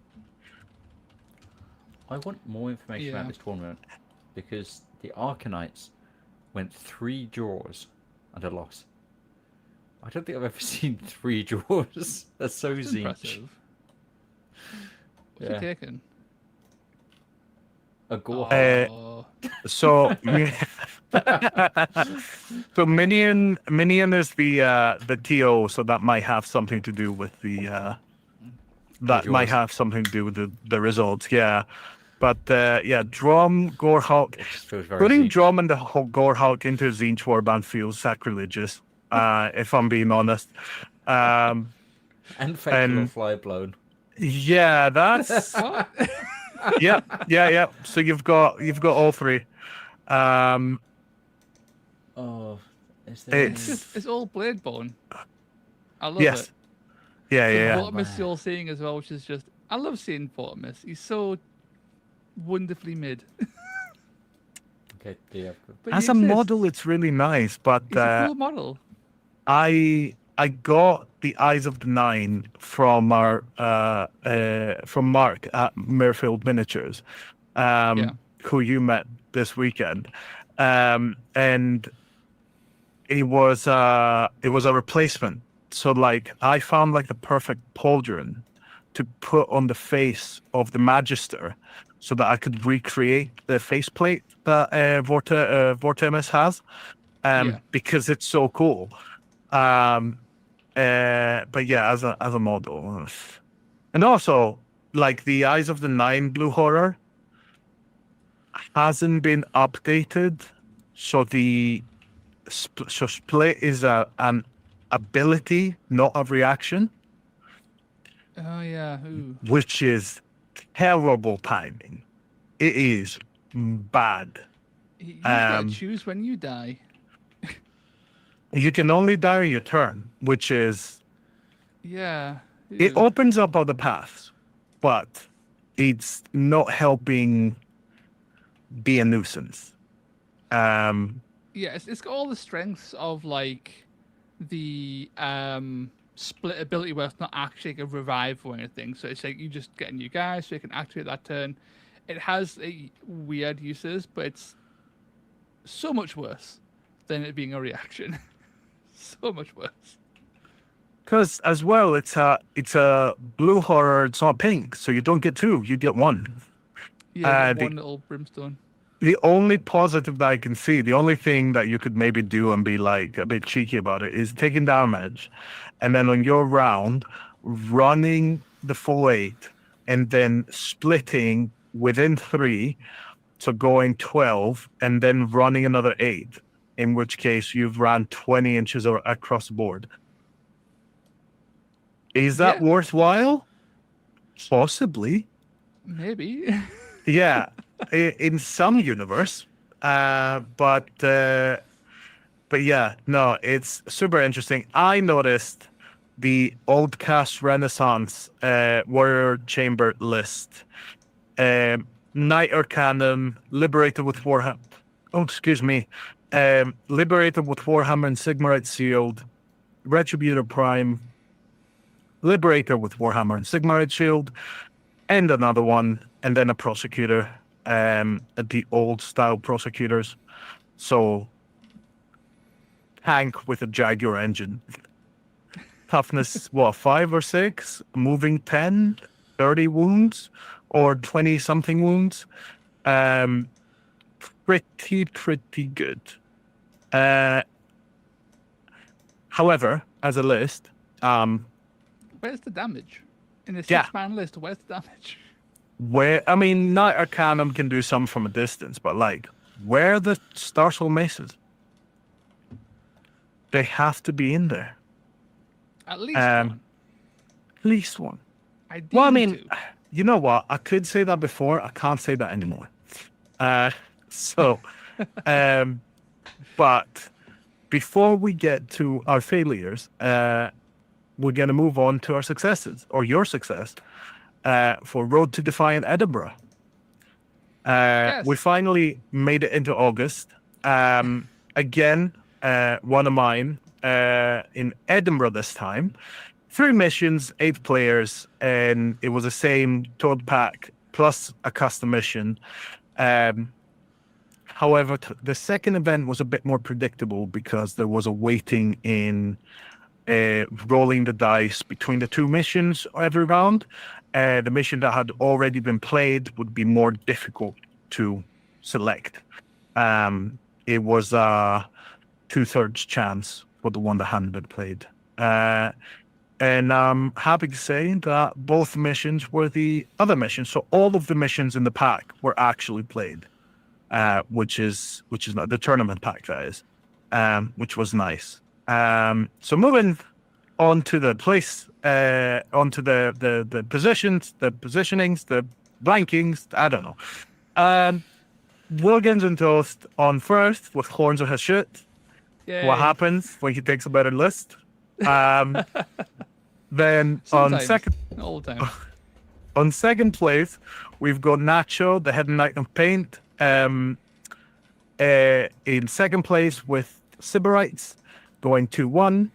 Then we have our own Badger in third place with a really nice Dark Oath list.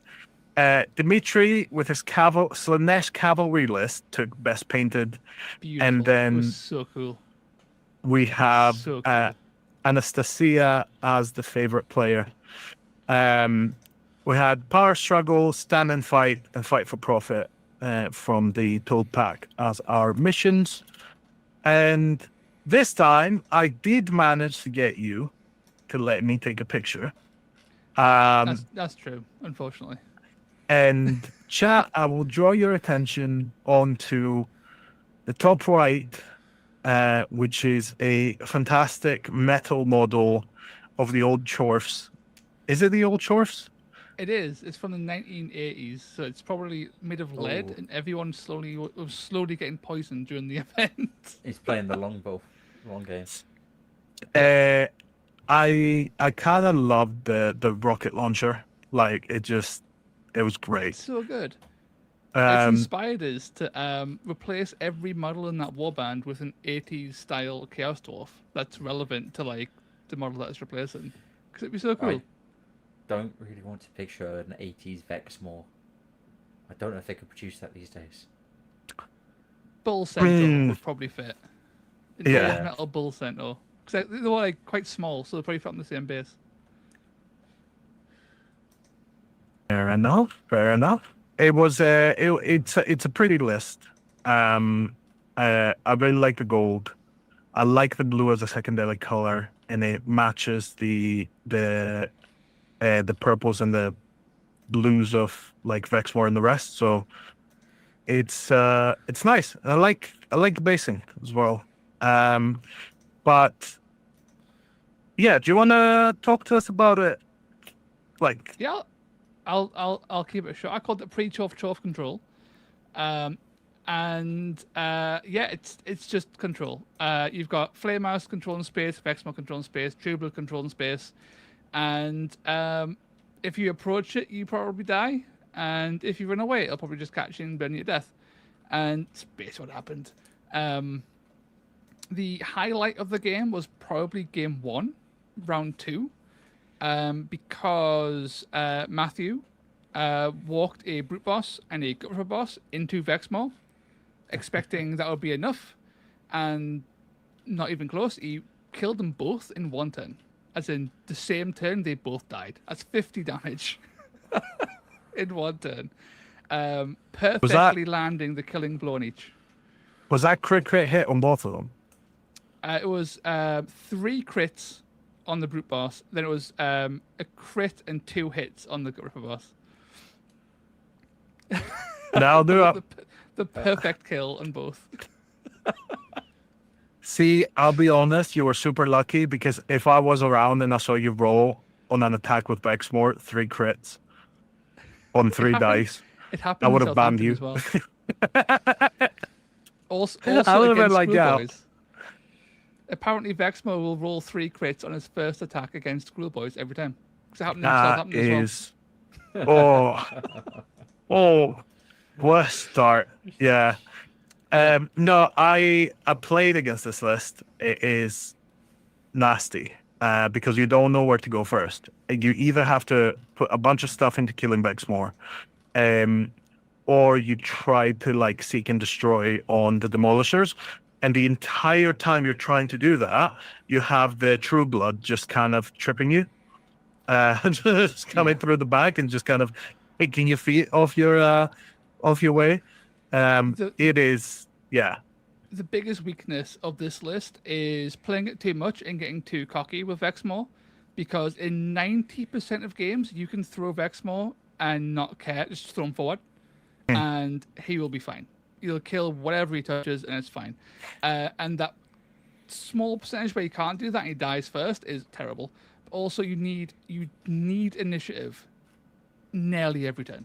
It's super important, and that's also balanced by the fact that you also need high triples for your flamethrowers to pull off.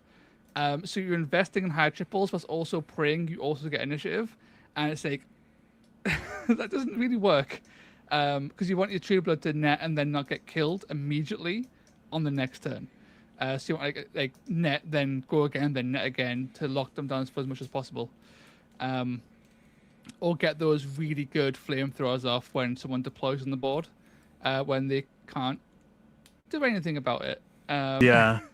Like in game Heartbreaking. 2, when a Demolisher did 19 damage to a Protector, and was it, I think it was 11 or 12 damage to the Paladin next to it, from a mixture of a triple and just shooting, Yeah. which feels amazing, but in a really bad way.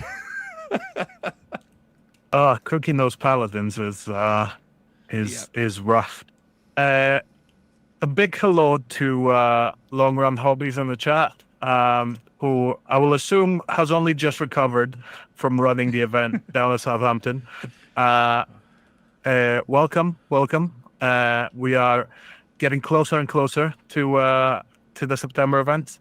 But yeah, well done on this, Toast. You on that day you came in like very, very focused. So it was nice to see. The games were quite rough. No rough, quite. You know, They were quite they weren't a dominant. cakewalk. Yeah. Yeah, no, they were quite. There were good lists I was against, but the list handled them all very effectively. If that makes sense. I think that's what I was trying to put across. But yeah, we're moving on to second place. Nacho with his Sybarites. It's incredibly painted Sybarites, by the way. Yeah, the non-metallic metal on the gold is wonderful. Yeah, no. So the top is really, really good. Because it's the non-metallic. But the bottom ones are in metallics as well. Still like really nice. Really nice colors. A good list as well. Slake Slash always is gonna seek and destroy any like mid-range you have on the other side. Painbringers are all toughness 5, so They're difficult to get off objectives. Yep. And then a Vasilak with crit damage is gonna roll a few crits and ruin your day. And the Homunculus is there to just run around and be a nuisance. Yep. Yeah. Sounds great. I think you both played Nacho. Yes. How did you find the list? That was my one loss. It was really quite frustrating running into Slake Slash. That was he was the only one who managed to really do any damage throughout the day to the FOMO, and he took him down. But because I was playing quite conservatively with the FOMO, he managed to seize initiatives. I think the FOMO lasts until turn 3, but he seized initiative both turn 2 and 3, I think. Activated Slake Slash, and then mathematically I'm like, okay, have to counter with the FOMO. And then he rolled really poorly and wouldn't have killed the FOMO anyway. So I'm like, if I hadn't done that, I could have crushed him and moved on. Because I think it might have been Vasilak got by a turn 1 FOMO rampage. Yes. I'll do it. No, Yeah. I'll do it. I can't remember if it was him or one of the Painbringers, but someone in nice armor. I'm looking at it and I'm like, I don't remember Vasilak in the game, so I think he may have been the turn 1 bodying. I think I'd have remembered that, because that is, I like getting off my turn 1 FOMO into a leader of some sort. But yeah, no, between Slake Slash in the middle of the battlefield, just tearing things up, Tanari into the Painbringers was rough. Yeah, like she stopped them getting onto objective for a long time, but she was sitting there with 2 Painbringers, kind of not able to do much to each other. Yeah, because they're T5, they're only strength 3, right? So you can't hurt them, but they can't hurt you. yeah. So we were blocking each other. The Slake Slash and the FOMO were taking each other up for most of the game, and ultimately it came down to the fucking the Homunculus and I think Glizette standing on a platform that my Dark Oath couldn't get up. And that was the points that swung it, is the fact that he had the mobility. I And, mean, it sounds very thematic. It absolutely was. It was also deeply frustrating because it was 4 inches. You using the bonus on the War Queen didn't help. Yeah, because you can't stay up, like halfway up.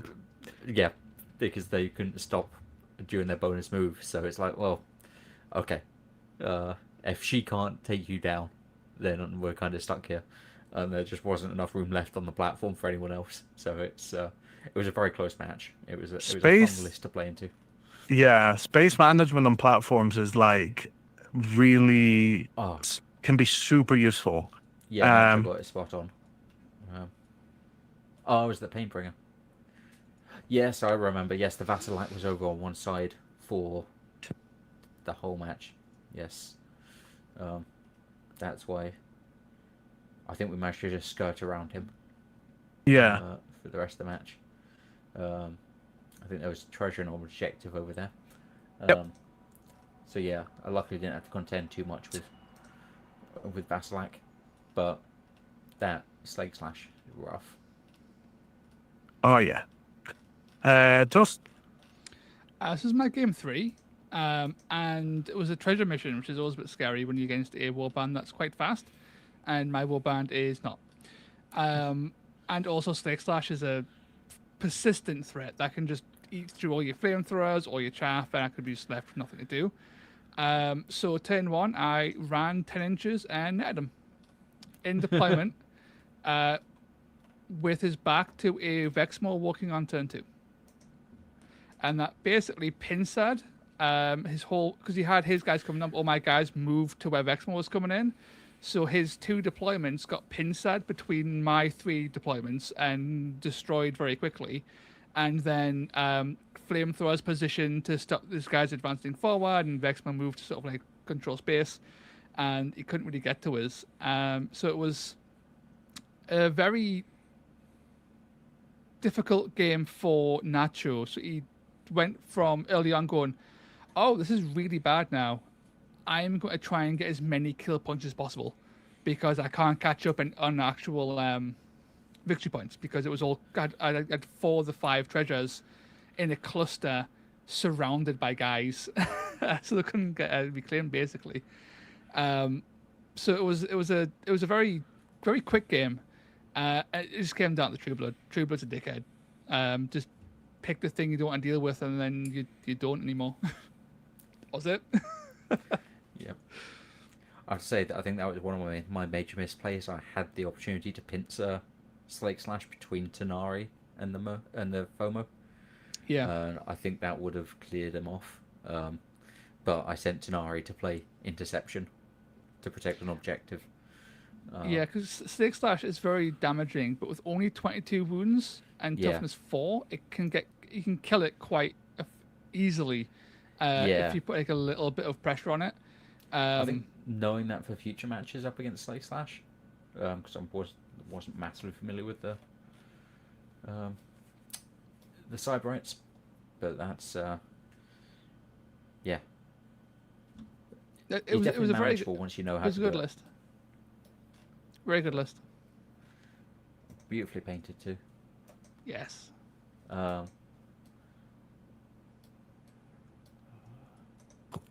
I was on mute. So I was too busy looking at Cyberites list. The Dread Pageant, have a lot of fun there. Yeah, no, it was a very good list. And there was one thing I noticed. So there was one thing I noticed. I don't know if it happened in Badger's game too. Is that Nacho may have forgotten to use the battle trait Pain-Filled Rapture. So whenever they get hurt, you can choose to take even more damage, regain +2 attack, so your next attack action. Yes. So on things like Painbringers, who already have 4 attacks, you can utilize their massive wound pool to just like generate a ton of extra attacks, and then use their ability to gain +1 damage, +1 crit. And then suddenly they're on like 6, 8 attacks to 3, 5 damage or something. Even at a strength 3, that can just blow something up, right? Or on Vassalak can blow something up, or stake stash and stuff. So I don't know if that was a thing that he'd forgotten, or there wasn't an opportunity to use it, because taking 3 damage is a pretty big ask. Yeah. You can very It's- quickly get too greedy with that. Yeah, so Natural actually hadn't played Warcry in a while, Right, yeah. because life's been really busy and stuff like that. So, didn't get a lot of practice with the list. And I did mention it a couple of times, but it seemed to always be in an opportune moment.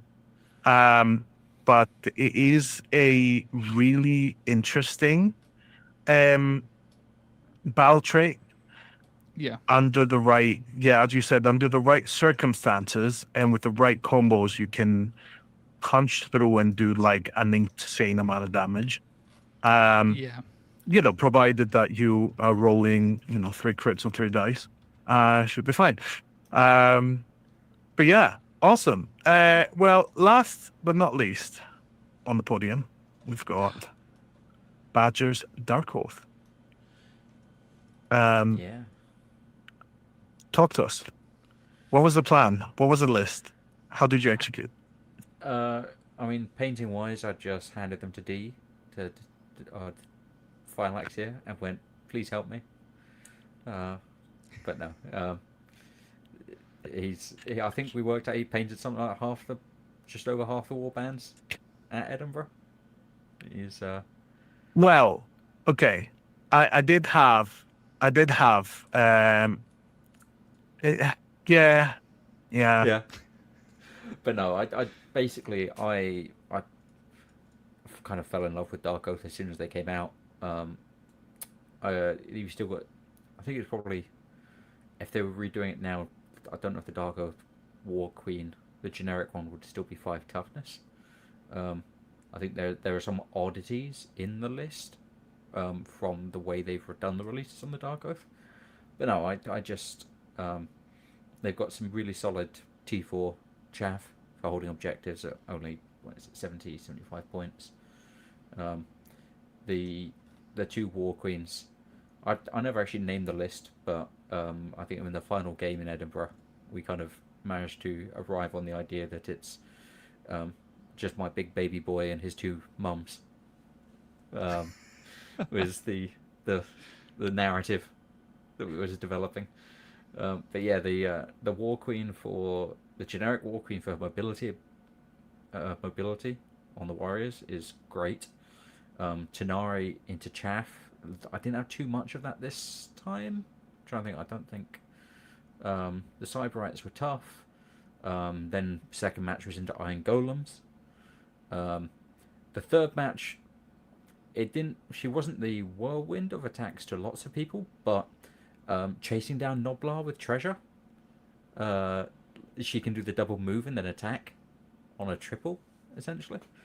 You kind of, I like to think of it as a backdoor rampage. As for getting that Yeah, range move. on her. It's move 5, right? She's move 5. Yeah. So 10-inch chase down, particularly something that's carrying treasure. Because again, similar thing happened to UK games where a skink with a treasure is trying to run away from Tanari. But she's that triple is very difficult to run away from. Yeah. Yeah. And then the FOMO, obviously, he's a FOMO. Like, you throw him at people, throw him off the top of buildings, as I found out. So we covered round 1. Round 2 was into Iron Golems, where I got the start that I like doing, of a rampage on the FOMO, turn 1. Activate him last, let the opponent run onto objective. He ran into the Iron Golems and killed the Dominar straight up, which really helped take this thing out of the list. And because it was the Dominar, 2 Ogre Breaches, and I can't remember how the Legionaries were split up. I think it was just one straight with up bowlers. Legionaries. Maybe one with bowlers, yeah. There's one with bowlers. They were tough because, yeah, Tanari ended up sitting on an objective with 1, and that toughness 5 is just It's a very resilient little chaff. If you've not got something big to split it. But once basically the FOMO ended up on an objective with three enemy fighters on it, so Dominar and 2 legionaries. So round 1, round 2 cleared that objective. At the other side, Tanari kind of fighting an objective, and my round 2 deployment, the generic Warcry comes on, use some mobility ability, spread out straight onto objectives. We're kind of happy to just sit there, and then it's just, well, the ogre breachers can't get across the board fast enough. So yeah, it kind of locked everything down. The beautiful moment though was the very end of that match, where Tommy, how does he prefer? Tommy, yeah. Tommy, yeah. He had his 2 ogre breachers sitting on the center objective, and because of the density of the terrain, I could not get the FOMO through the various fences. So he climbed up a platform, jumped, fell, and was just outside 1 inch of the ogre breacher, the closest ogre breacher, and then I had a rampage left, where he managed to run past the one with 29 wounds, ran into the one with 28 wounds. Sorry, I'm trying to think how it went down. I think it was round 3 he climbed up, was standing on top of the platform, which he fit on by like 2 millimeters. We had to get the tape measure out, measure the base. Jumps over, lands on him, and the final attack he got in the game was 3 6s.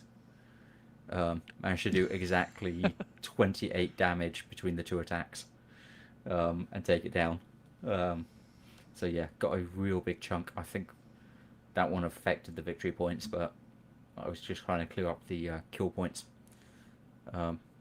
for the podium pipping. And then the final match was into Matthew's Cruel Boys, which I think he was saying was based on something Atan off Meta Musings was discussing about how to use Hrothgorn Mantrapper. You played against him, Toast, as you were saying. Yes. Yeah, that was the one that was just the first round placement really mattered. We were trying to work out where I was trying to get the War Queens out of his line of sight. And then the second round, I think Matthew said he hadn't played the list before the tournament day. Yeah, he kind of put everything together. Yeah. So yeah. But he managed to leave. He basically backed Hrothgorn up close to the board edge, so the FOMO deployed into him. And once that happened, he didn't get another shot off, I think, in the entire game. So it's he managed to throw Quiv between the FOMO and Hrothgorn at one stage, but the FOMO used his Stampede ability and crushed Quiv to death. FOMO has a Stampede ability? What? It's not a Stampede. It's basically when you end your movement, you do points equal to the damage, to the ability. Oh, yeah. So I did that, and then kept running through. So he, he just rushed through and just kept the Mantrapper locked down. And I think that was, once you've taken him out the list, the Brute Boss by himself doesn't have the legs to get across the board. Yeah. No. The Gut Ripper, I think, got Tanari'd. And then after that, like all the Stab Grots and things were fine being picked up by regular Dark Oath, or Tanari when she had a spare attack to swing. But yeah, once you take the Mantrap out of the list, it's and I think 2 out of his 3 matchups, I think we identified that. Yeah. I don't remember. No. I think he played Anna in the other one. Yeah. No, the amount of points in that is it's a lot of points to be locked up. And I've had tournament games against a similar list to that. And if you manage to throw something big in front of Hrothgorn, the melee profile is not gonna cut Yeah. it when you've got another like Titan, or even something like, in my case, it was the Star Soul Mace Paladins. If you can count better than a 2/4 on your damage, then if you're up close, you might stand a chance. Yeah. But the throwing Quiv in front to be eaten by the foremost, again, incredibly thematic. Oh yeah. And a great Absolutely. move. A great I, move in the game. I honestly think he would have had a lot more luck if he'd stuck Hrothgorn on top of some terrain and ran him more towards the middle of the battlefield and just played with it in those few inches of movement amongst what was kind of in the melee. I Yeah. think with that list as well is that on the surface it looks incredibly strong because Hrothgorn is really, really good. And getting 3 shots up with the reaction is really good on paper. In execution, the amount of incredibly specific model placement because of the bubbles in play. Hrothgorn has a minimum range, so it's very, very possible, and I did this myself, to move in a way where he can react, but he can't shoot you because you've positioned Hrothgorn wrong and you're within his minimum range, so he can't shoot you. And it's much more difficult to play than it looks on paper. It's like, oh, big 4-8 gun. Yeah, but it's a big 4-8 gun that you've got to position very, very carefully because people can mess with you. And if you get locked up, you're kind of screwed, as we saw in Badger's game. In my game, I just netted him and then stood 1.1 inches away and killed all of his friends around him with the True Blood and just netted him again and again when he was out of range to fire anyone. So he didn't actually do anything the whole game. Yeah, I do wonder if he would have been better sticking, if he was going to stick the brute boss in there, stick him in the same deployment group as the man having the trapper. brute boss there would make it much, much harder to lock him down because you've got that massive threat that if you come near him, he's got to smash your teeth in. Yeah, he needs a friend to back him up that isn't Quiv. Yeah. Quiv doesn't do it. I'll say, Longmire Hobby is saying that running the Dark Oath at a few tournaments, the Marauders melted just a little too quickly and got so easily countered to oblivion with the Strength 3. I will say, I always try and do it the opposite. I very rarely rely on their attacks. I am just using them for countering people as much as possible. And if possible, I don't mind them dying because I like getting the doubles. Getting from their reaction on their death. I see them as the resource to then fuel. Sure, you give me if I haven't got the triple or whatever to do one of my Warcry abilities, I can get another double to. Cool, I'll have an extra attack on a FOMO or something, or an extra bit of speed. Yeah, the little batteries to fuel the rest of your warband. Yeah, and if by the stroke of luck you manage to get them blessed or favoured, then you get a quad out of them. Bam, rampage. That's yeah. I think I've only had them a straight Marauder favoured once.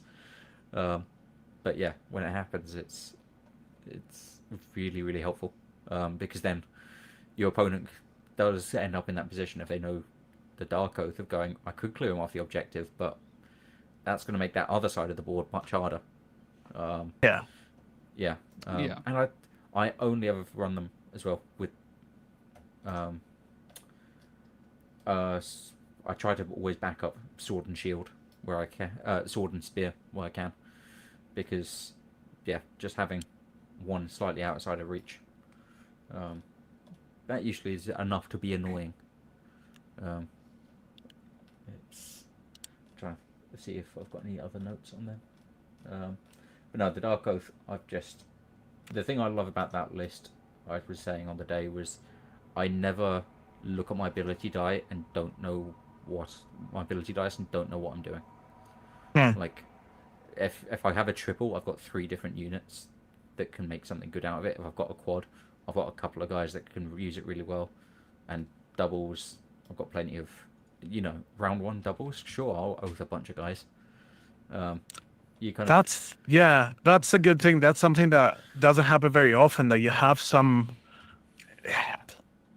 have a good use that's going to last you the game on round Yeah. one. Incredible. the ability to basically pay it forwards. Yeah. And that also generates doubles when you're favored. It generates more when you then die in later turns. Yeah, I'm just very, very fond of the Dark Oath. I think they're well executed. I don't know if I'll ever really run like the Fell Rider or something, because I don't like dropping the toughness for that extra mobility. I think with the way I've got them paired up with the heroes and allies, they work nicely as little guys just poking their spears around the edge. Hey. Yeah. Lovely. So I got a glimpse of the time, and as per usual, we are running behind. I could So talk for ages on the Dark Oath. There's so much fun. I mean, they're really fun and they're really well designed, and I think it's taken a bit of time for people to like catch up to what you can do when you put them in the right order and you like play them a lot. I think it's difficult to build a list with them that doesn't work at all. I say there's not too many obvious traps or anything. You see people playing around different things like the Wilder Fiend with a Master Molder and stuff. But there's a lot of fun going on there. I wish they had a battle trait, but that's true. Sorry, Long on Hobby saying movement 10 and lots of wounds, but I don't know. I never want to get them too far away from my War Queens. Mummies will protect me. But yeah, I think Dark Oath have a lot of really fun things in them. And Yeah. what I struggle with, because I'm greedy as fuck, is that I want to take all the fun things at once and I can't. So I really like Tanari. I like Gunnar Brand, which no one likes, but I really like Gunnar Brand. Singri is great. Broken Nadia is fantastic, right? Like, there's a lot of like little ways and things you can build, but you just can't fit them all. That makes it very sad. I mean, I could be convinced to just run the whole Oathbound at a narrative. I think yeah. that would be a lot of fun. Even you could do- Dendrill's good. Like, no one talks about Dendrill, but Dendrill's like completely passable as like a mid-rangey guy with a decent enough ability. Yeah. And I'll say Dendril, those extra wounds, and more importantly for me, that extra base damage going up to a 2-4 instead of a 1-3. Because yeah, rolling hits and just doing 1 point of damage in a whole round sucks. Like, Long on Hobbies is correct on that. Yeah, I just really hope that all future warbands are designed in a similar way to how they've made the Dark Oath, where you've just got lots of fun interplay. Yeah. Yeah. No, I think Definitely. they were definitely cooking with Dark Oath. They might not be the most competitive thing there in the game, but they are definitely very, very playable. And They're designed very they've fun. got some really cool design in them. Yeah. Yeah. And the models are really fun to paint as well. Yeah, I But- actually ran an all Fell Rider list with Singri Brand in the Christmas League, and it did staggeringly well. Yeah. Because people don't know how to deal with movement 10, just movement shenanigans. Because it was a 7-man warband, I think, as well, if my memory serves. So it was very, That's very not fast. bad. Yeah. With that is the enough thing, you numbers that it was just difficult to deal with. The Fell Riders with 110 points, yeah, they are. It's actually quite hard to say no to. And they've got healing, They do. so They've done. I think they've done really well for Alex in his games because was both UK Games Expo and Warcry this year that he took them at. So yeah, that's Longer Hobbies in the chat. So yeah. yeah. So speaking of Maybe I should cavalry run a Fell Rider list. and speaking of cavalry and well painted models, we had Dimitri was best painted with an almost all cav Slanesh Demons list, which was like really nice. That model is incredible. I love it a bit. And frustrating to play against, I'm sure. I've played a couple of games against like similar lists of Dimitri's, and everything being able to just kind of like barge through and get to you is kind of wild. You don't know where to set your defenses because they can just run around them. Yeah, in a balanced pack that's got like I say balanced, but a pack or a mission that has both kill and like an objective or a treasure component, so you can still score points like killing. Cavalry lists are horrendous to deal with because you can't kill them. They will never be in your range to kill, and they will just go to places you can't get to and just mess with you in nasty ways. And take the objectives, take your treasures, and just chip away at the points in unpleasant ways to deal with. But this list actually has kill too, because the Hellstriders are decent enough, but the Fiend's quite good as well. As the Fiend's the main damage source here. I believe the Hellstriders can like increase their damage or like move and do damage when they arrive, sort of thing. They've got something for damage in them. There's a charge thing that is like triple value of dice damage. So they can spike when they need to, which is always quite nice. That's the thing that usually holds me back from light cav, is they very rarely have the strength or damage profile to clear something off. So having a nice bit of reliable damage on them is good. Yeah, as long as you can hit at least 7, like you've got enough models to cause enough disruption, right? You're not eating. Your model count hasn't like declined to like 5 or 6, where you just can't make use of that movement enough because your model count's too small. I say cavalry is also one of the reasons I am loath to jump wholehearted into a cavalry list, is how dependent you are on the terrain. Yeah. Like, you can, if you play the platform right, you can just not engage with them, which I think is what Nacho did for a good chunk of it. Yeah, just climb high, it can't get you. Yeah. If there's enough like scatter terrain as well that's not low terrain, then they have to go around it. They can't go through doors or archways, which are very common. Archways are quite common in a lot of terrain sets. So they've got to go like very long ways around.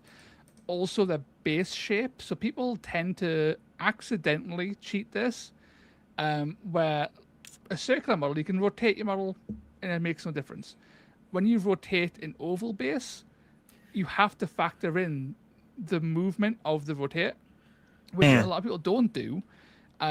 So it slows you down moving around terrain, because you've got like I'll go like 3 inches, an inch rotate, an inch forward, an inch rotate, and it's like all little movements that people just tend to eat up with illegal free moves. But it's not their fault, right? It's just one of those overlooked things on a base shape that's very uncommon, because there aren't that many oval bases in reality. It is that the rotation thing kind of gets me every time, because I have to keep it in mind when I'm playing Bloodbound with Kogorath, and it's annoying. It is, but yeah. One droider. So I was just having a look. The Hell Scourge with the 3-inch reach probably would deal with some of the platforming concerns on a lot of maps. Yeah, but actually, he loses the triple. Yeah. Right. Okay. The two in the middle, I think, were whips, and I think maybe the one at the end. The 3-inch range is pretty good, especially when you engage one of your other models in with a massive base, and then you can't actually get in. So Yeah. it's good to have that 3-inch reach to get over. I do Yeah. wonder It was a good how you list. I do wonder how you get on running the Seekers of Slanesh instead, because they've got a double to add 1 to their damage on hits and crits for the turn with 5 attacks. They're only strength 3, but that puts them up to a 2-5 profile. Yeah, I mean the strength 3 is what does it. With Yeah. with all of them, is it's really difficult to get your attacks through, and it's really easy to get countered to death. So Yeah, and you're also dropping toughness on them. Toughness 3 on Cav is brutal. Yeah. yeah, 20 wounds don't last long there. lastly, on the Edinburgh branch of Road to Defiant, we had Anastasia as the favorite player. I'm gonna put this is a very professional a bit. I'm putting in the model that we used for Tenya, Thrice Trusted. It was a Thunderstrike list, and Anastasia is my younger sister, and she's picking up the game. So had a really good time. Was very happy that she did, and everyone enjoyed playing against her. So it was really good, really good. Super happy. Very proud big brother. So, did either of you get to play? No. No. Sad No. no. Yeah. I would have liked to, but yeah, that swiftness. Yeah, it was a. Yeah, it was a two shield, 2 hammer annihilators, and Tenya and a Liberator Prime. Yep. For those pesky, FOMOs, because you could just lay low the tyrants and do an insane amount of damage, which I think happened something else. I think it happened with the Breachers, because the last game that Anna had was with Tommy, and I'm fairly sure it was a draw. It was a slugfest, but I think one of the Breachers run up at an Annihilator who was on 10 wounds. And I thought, okay, well, that's a game. And I think it was a quad 6. Just immediately just absolutely obliterated that Breacher. And it is a true statement that you do not turn your back on Grand Hammer Annihilators. Like, you just can't. You just can't do it. I was hoping for an early matchup into that, because I've usually been quite lucky throwing my FOMO into Stormcast. Just making sure that you have the attacks to get through them before they can hit back. Yeah. Obviously, if that doesn't happen, oop. Yeah. It's worked so far. No, that's the point where like Stormcast have a ceiling for damage, and after that they have to either bunch up or start shenanigans and bonus attacks to be able to do anything like that. And it's a 6-man list as well. I tend to just like try and pick off 2 and then hold the rest up, and that can usually secure it. Yeah. There's ways to play around the 6-man list. I can give you a lot because of all the people that have completely thwarted my plans playing Warriors Chamber. So yeah, great event again. Well done to everyone. And basically that has put us on to Defiant next month, which I'll talk about later at the end. But yeah, we're gonna cover the 3 of the 4 games that happened last Saturday, this Saturday past. So the first one was in Minnesota. It was run by Dan the Salty Sea. 4 missions, 14 players. They were all super custom, and custom missions, special units like leaders and pathfinders, and they all had different. Your pathfinder could have different roles and things like that. There were custom artifacts. They always in Minnesota, especially in like kind of Dan's group, they do because they have Dan and Mike and all that, and they do this really cool narrative competitive mix where they all play competitive, but like they add a lot of the narrative layer on top of it, and it looks super cool. But moving on to placements, we had Andy with Soulblight Gravelords, going 4-0 with Zundara and zombies, Dentalos and zombies, a Gorath plus attack, and the Harvester. All of them underworlds. Seeing the list that has Zundara without the werewolf guy always makes me sad, but I can see why. This is super efficient. Yeah. Phil Lane's not an efficient pick. Most people won't take him, sadly. But I was gonna say Dintalos, we were talking about the mad shooting attack, the strength 5. Strength 6, sorry, yes. Ridiculous. And all of the zombies are just very good value. Very good value. So the Harvester kind of stands out as a lonely pick. I mean, Gorath is a very good shout with plus attack. The Harvester seems, a bit alone thematically. But it's a skeleton, right? They're all super efficient. We had, in second place, we had Matt with another interesting dwarf list with Dispossessed, Warden King, Sireni and Sephanier, Annie Prime with Shield, 3 Ironbreakers, 2 Longbeards with axes. You have speed? It wins objective missions. Yeah. Well, and it the Ironbreakers... It has enough kill on it. Yeah. The Ironbreakers and the Longbeards are good. The Annie Prime with a shield can be buffed by the Warden King to crack high toughnesses while having a stupidly high toughness themselves.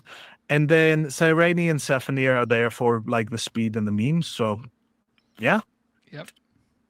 It'll do it. And then Ashton with Soulblight Gravelords, another 3-1, was an interesting one. So, I love this list because people don't tend to take regular zombies because people like skeletons more. I don't. I like regular zombies. So many regular zombies. I'm so happy to see them. Yes. So it's 5 zombies, a White King of Steed, a Vargskir with plus attack, 3 Shield Graveguard, which was an interesting pick, and a Direwolf. The Direwolf's there for speed.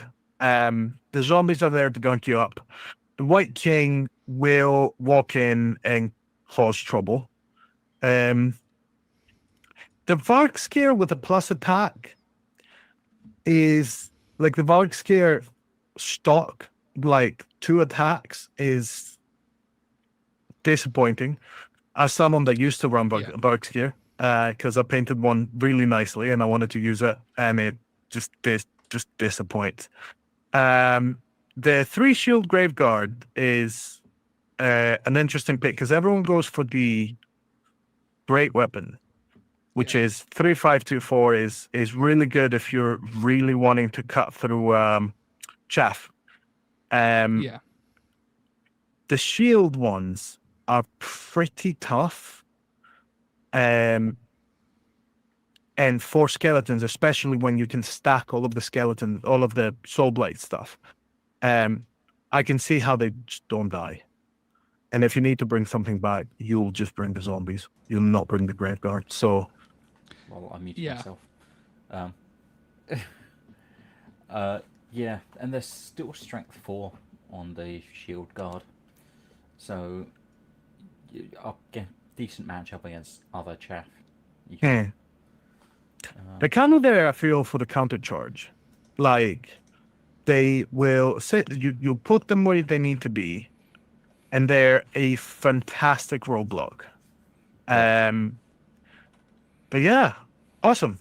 Great. I really like the direwolf inclusion because direwolves Yes. are great. Sorry. They're so good. I think a lot of people know they're good, but they don't often make the cutting list, sadly. So I'm glad that it's here because it's a fast-moving, durable, not beast, so it can take treasure. It's amazing. For That 85 is points, I'm sure it's moving 8.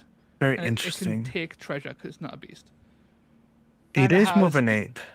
And it has the thrall reaction to be able to move and attack if you move next to a hero. So it's got a lot of like little utility to it. It's still a lovely little piece. That I think just I'm always happy to see it. Yeah. They've got a charge on a double. Yeah. It's super interesting. Super interesting. The first time I saw someone take a direwolf was Warhammer Fest all that time back. And it was a list that won the whole thing because they had that one move.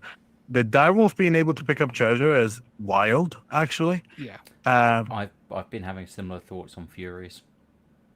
Yes. About Furies are wonderful for that as well. Yeah. I was going to say Furies They're more seem... expensive. They've got fly though. Yeah. But also I can see Furies picking up treasure. They have opposable thumbs. Oh yeah. That's true. But just mechanically, they do. Yeah. Yeah. They're decent. Oop, Badger's vanished. Oh, goodbye, Badger. But I'm a huge fan. I'm a huge fan of just like with fast cavalry, just a single, fast-moving, efficient little shithead. I like to try and put them on my lists when I can, and when I don't have them, like in my Horns of a Shut list, I feel like I'm missing something. Yeah. Because I like having that little fast element. Yeah. Grand Picard saying it sucks that this was are just a platform for allies, by the way. Sorry, just to jump back. Yeah. It does a little bit. But I think it only does because people don't take the helicopters. They take more of the helicopters. I love the helicopters. They're hilarious. Yeah. You can just fly across. I think it was you that brought this up to me. You fly across the board, then you place the helicopter so that you're on 2 objectives. Yep. You double cap, and then do the ability, and you will never lose an objective game. Nope. And you can also do like tricky little things like turn 1, fly over to their objective, use Over My Dead Body, take their objective. When they start bringing more things to it, you can use things like Over My Dead Body and then wait, then Over My Dead Body again, but then fly to a different objective and just plonk 5 weight worth of model onto an objective like 12 inches away. Yeah. You can't easily deal with that unless you engage it, but that's the risk you take. Yeah. But you can still just fly 20 and be count as 3, and that's the entire board of which you can just fuck with it. And there's nothing they can do. I wonder what their shooting is like as well, because they will have decent shooting. There's no two ways around it. No, I say decent, like anything on a platform like that is like, 2, 4, 1, 3. Yeah, well, yeah. 3, 4, 1, 3, maybe. But no, like toughness 4, 25, and 22 wounds is like that's what you want. Like these are flying little tanks you can just put there and just be very annoying. So yeah, no, they are absolutely wonderful. I personally like taking the gyrocopter with +4 wounds because you can get the +4 wounds on the cheap because it's got 22 wounds. It's Yeah. worse in combat and worse at shooting. Well, yeah. Yeah, So if you want and it's also faster. So if you want something that has a bit of damage to it, you take the gyro bomber and just have a good time.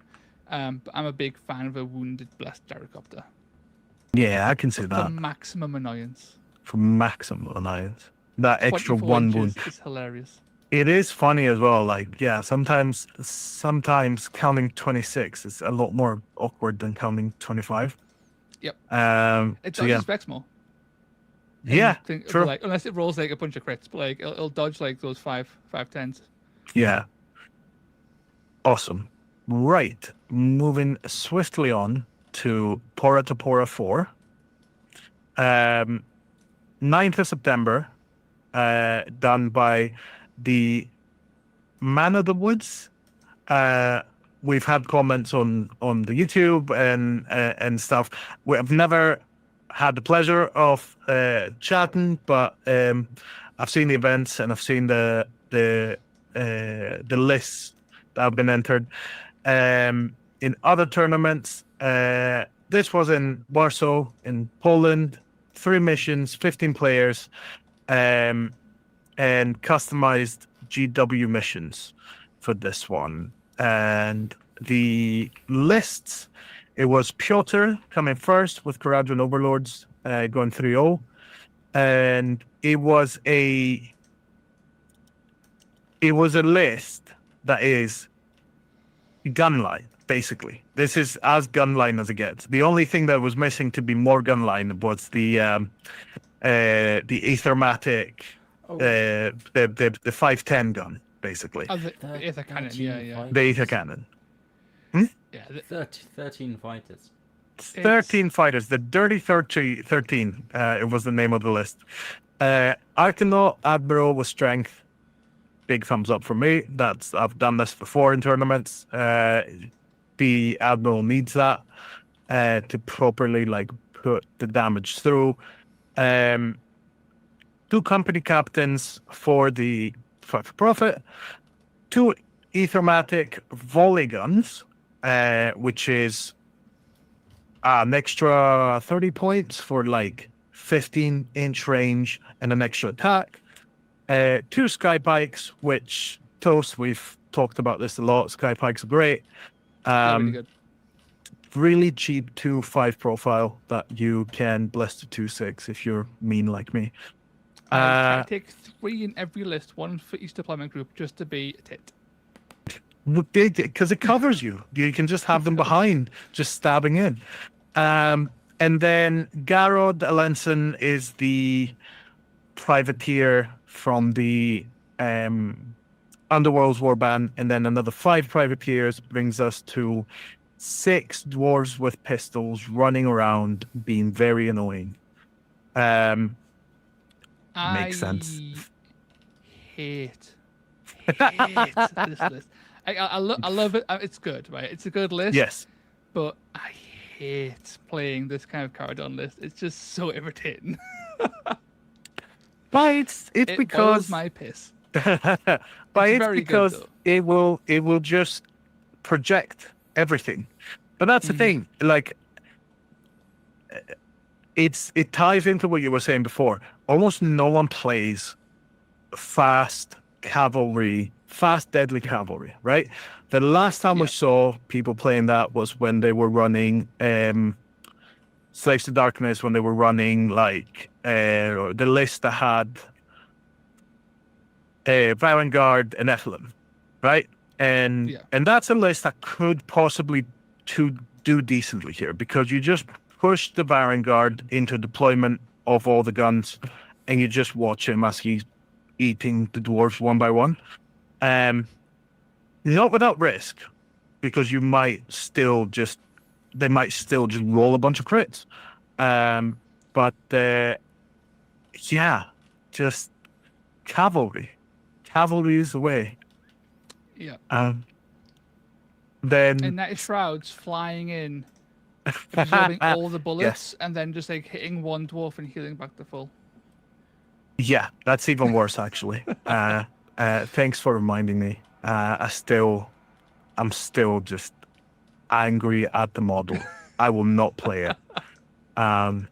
Upsetting. What do you mean a 28 wound model can take 55 wounds in a game and still live? Yeah, chat. That was me.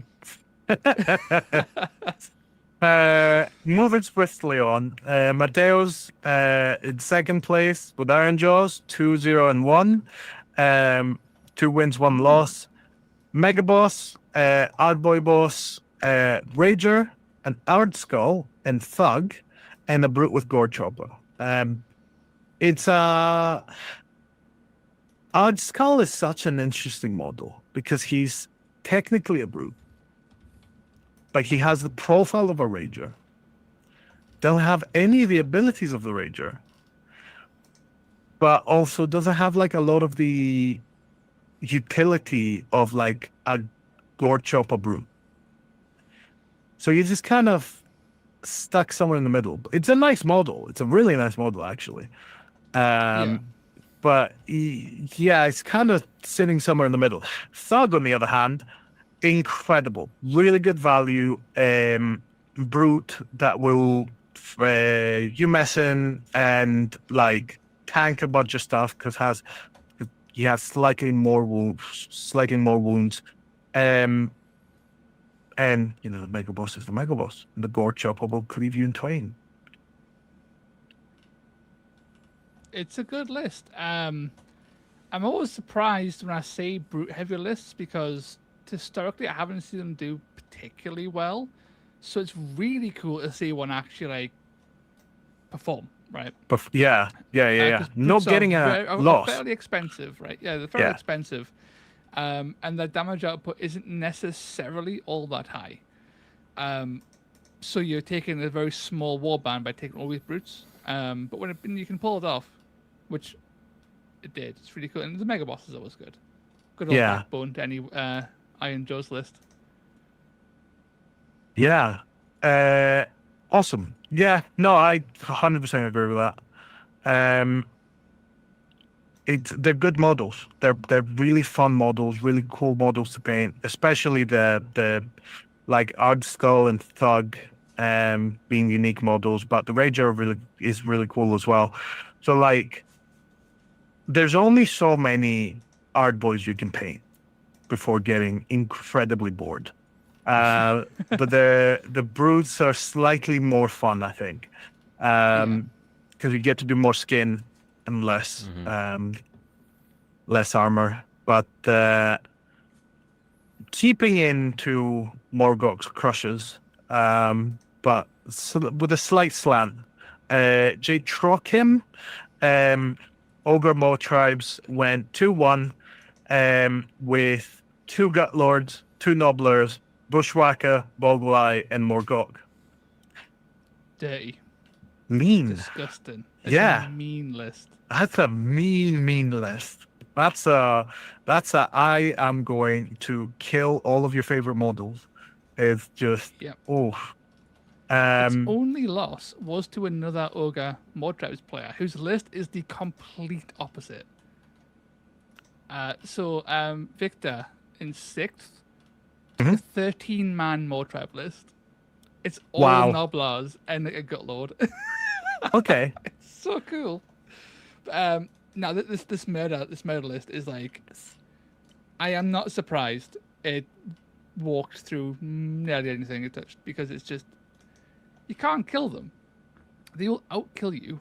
No matter what you are, they will outkill you. Yeah. Yeah, there's little to nothing that's gonna stand up to a Gut Lord. So it is it. Awesome. And two of them. Oof. Awesome. So we're coming up to the last one. Hoping to get through this nice and quick. Even though it was my favorite event of all of them, and it was Storm in the South too. 9th of September. Storm in the South. Southampton Skirmish Club. Did I? Yes, it's not September 9th. My apologies. It was August 9th, by the Southampton Skirmish Club in Southampton, funnily enough. 22 players, 4 missions of the Plunder Pack by Andy. This was a great experience. We had the pack nice and early, so we went through it. It's a pack that's built on the multiple paths to victory. So it has 2 different paths. It has a kill and an objective type of path, like kill or objective type of thing. I say objective, not in the capturing sense, but in the It was a control. control. That's the one. Yes. And you scored for both, and then whichever you had selected, you were getting extra points on. And at the end of that, we have the man himself of Meta Musings taking first place with the anti-meta, the off-meta Skaven again. I say off-meta, and then my eyes fell immediately on Skabic, and I went, it's difficult these days to build a Skaven list without Skabic. But we've got Skabic with plus crit and Skritter, Scritch, and the Lurking, the Festering, and the Hungering, and 2 Storm Vermin, 2 Clan Rats, and Creep. A lot of Underworlds, a couple of Storm Vermin to get in the way of attacks, plenty to resurrect. Yep. You can kill them if you want, but they're gonna come back. Yeah, because a free resurrect every turn, based on what you've killed, and then Squitch can resurrect his own lads. It's 11 man with annoyance, with extra annoyance added in. Well, you get potentially up to. It's 11, and you get 2 resurrects. So it's 13, Yeah. and then depending on the amount of triples you roll, you can resurrect any of the Lurking, the Festering, and the Hungering.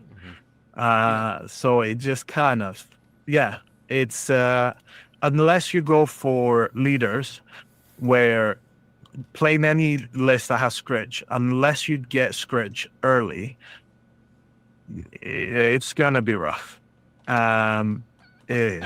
Itan is a big fan of Storm Vermin, hence why they're here. People don't tend to take Storm Vermin. Itan took 2 because specifically to stand next to Skabic and Squitch. So if there was ever a situation where they were in any risk of dying, now they aren't, because Bodyguard means you can't even target them. They're just invisible. Yeah. Yeah, you have to get through the Storm Vermin, and it's already like toughness 5 and a bunch of wounds. Yeah. And that gives plenty of time to the leader to skedaddle, I think is the technical term. It is, and when you're moving to 6, you can definitely skedaddle anywhere the fuck you want. They are so fast, and Yes.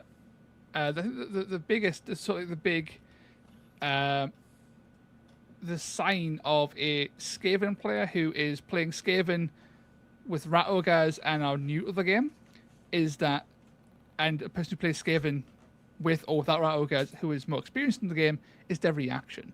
Their reaction is staggeringly powerful. And you don't see it used all that much by less experienced Skaven players because they're focused on big gun, big smash, right? And their reaction means if you don't want to be caught, if you don't want to get hit, you will never, ever be hit. You can run away from anything you want. With prior positioning, your guys are practically immortal, which is a pain in the dick to deal with. And when Itan is made a whole career of being a pain in the dick. That's the thing. Like, it's it's the warbands that have all of these tools to just not fight you. Yeah. And people love to bring things that fight. Like that's in the Warcry DNA. So uh every time there's a North Meta Musings list, it's like you're not gonna get to do the thing you want to do. And that's Yep. 100% of a You're certainty. going to have a bad time. Oh, There was so I was talking to Aitan a lot during the event, obviously. So one of the things, he's not here to date. So one of the things that was really cool is that I think it was mission 2, was a mission that had a objective that was more impactful to capture, but it also yes. caused damage and the turn stood next to it. So it was like I can take it, but you'll take a bit of damage. Well, in this list, when you're playing with Scabix lads, they have Yes. a double that causes objectives to explode, Yes. and also a quad that causes objectives to explode. So Aitan was saying that on that mission, the objective was naturally exploding, and then poison exploding, and then quad exploding, and he did just a catastrophic amount of damage just from passively exploding objectives, and that is hilarious to think about. Yeah, and it's on top of that, it's the final explosion that the ablaze damage basically from Yeah. the mission happens before doing the points. So you move all your guys onto an objective and then they all die before you get to even take the objective. Heartbreaking. Just heartbreaking. So on second and third place, we had the Warcry couple, basically.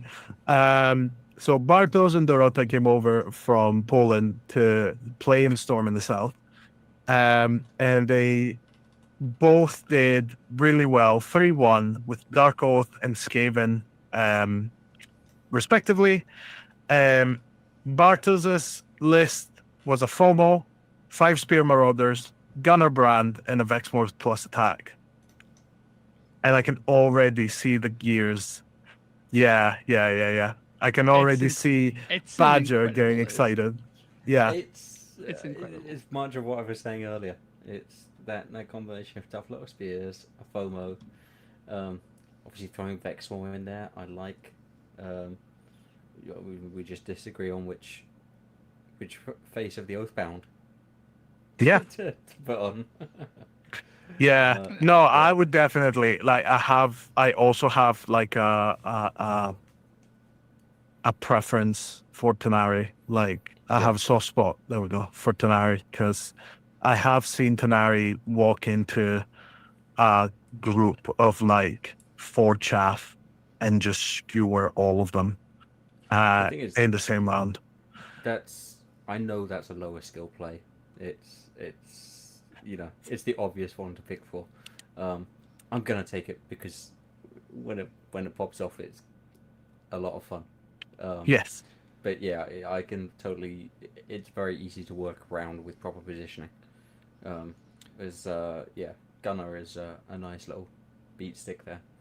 But I think what's Vexmore. really cool. He's good. What I think is really cool here is that Bartosz was saying that he wouldn't have taken Gunnar Brand. He would have just taken a regular War Queen. And the War Queen in this list would be insane. Like this list came second. It lost only to Aitan. So like it's a very, very good list. And with a War Queen in there as well, like in its final form, that's just, you've got the mobility, you've got the kill, you've got the durability. It's incredible. Like people, like, I love Vex. Everyone who plays Cost likes Vexmore. He's a good guy, and he has overshadowed things at the Thumb Red Crusher. But what the Thumb Red Crusher brings is mass amounts of bulk. Vexmore is very easy to kill by chance. 25 wounds vanishes very quickly. 35 wounds is so much harder to deal with. So the Thumb Red Crusher can just stand there. He can tank an ungodly amount of damage and then just dish it back. Having them both and still hitting 8-man is crazy. Yeah. Yeah. It's such a I- good combo of just it's all the depth and durability you'd ever need in any list. Yeah. This could go toe I, to toe with most things and win quite I comfortably, I think. I absolutely favour the FOMO for exactly the reason you were just saying, Toast. I think Yeah. that bulk, just as a psychological piece, you throw him in there, and he will mess with people's battle plans, not in a mechanical way, but just in a Yeah. shit. I need to do something about that. Which Yeah. yeah, Vexmore. I mean, Vexmore is a different flavour of that same thing, really. If you Yeah. don't deal with Vexmore, he's going to be a big problem. Yeah, Yeah. we've talked a lot about the fact that Vexmore's thing is controlling space just by existing in it. Because the output is not reliable. So, and as Toast said, like anything that is 20-25 wounds, a few lucky crits will absolutely demolish it. And if you throw enough dice, you'll get there. So, yeah. I will say though, have you seen the maximum attack output of Gunner Brand? I think 22, right? 22 That's so attacks. crazy. Yeah.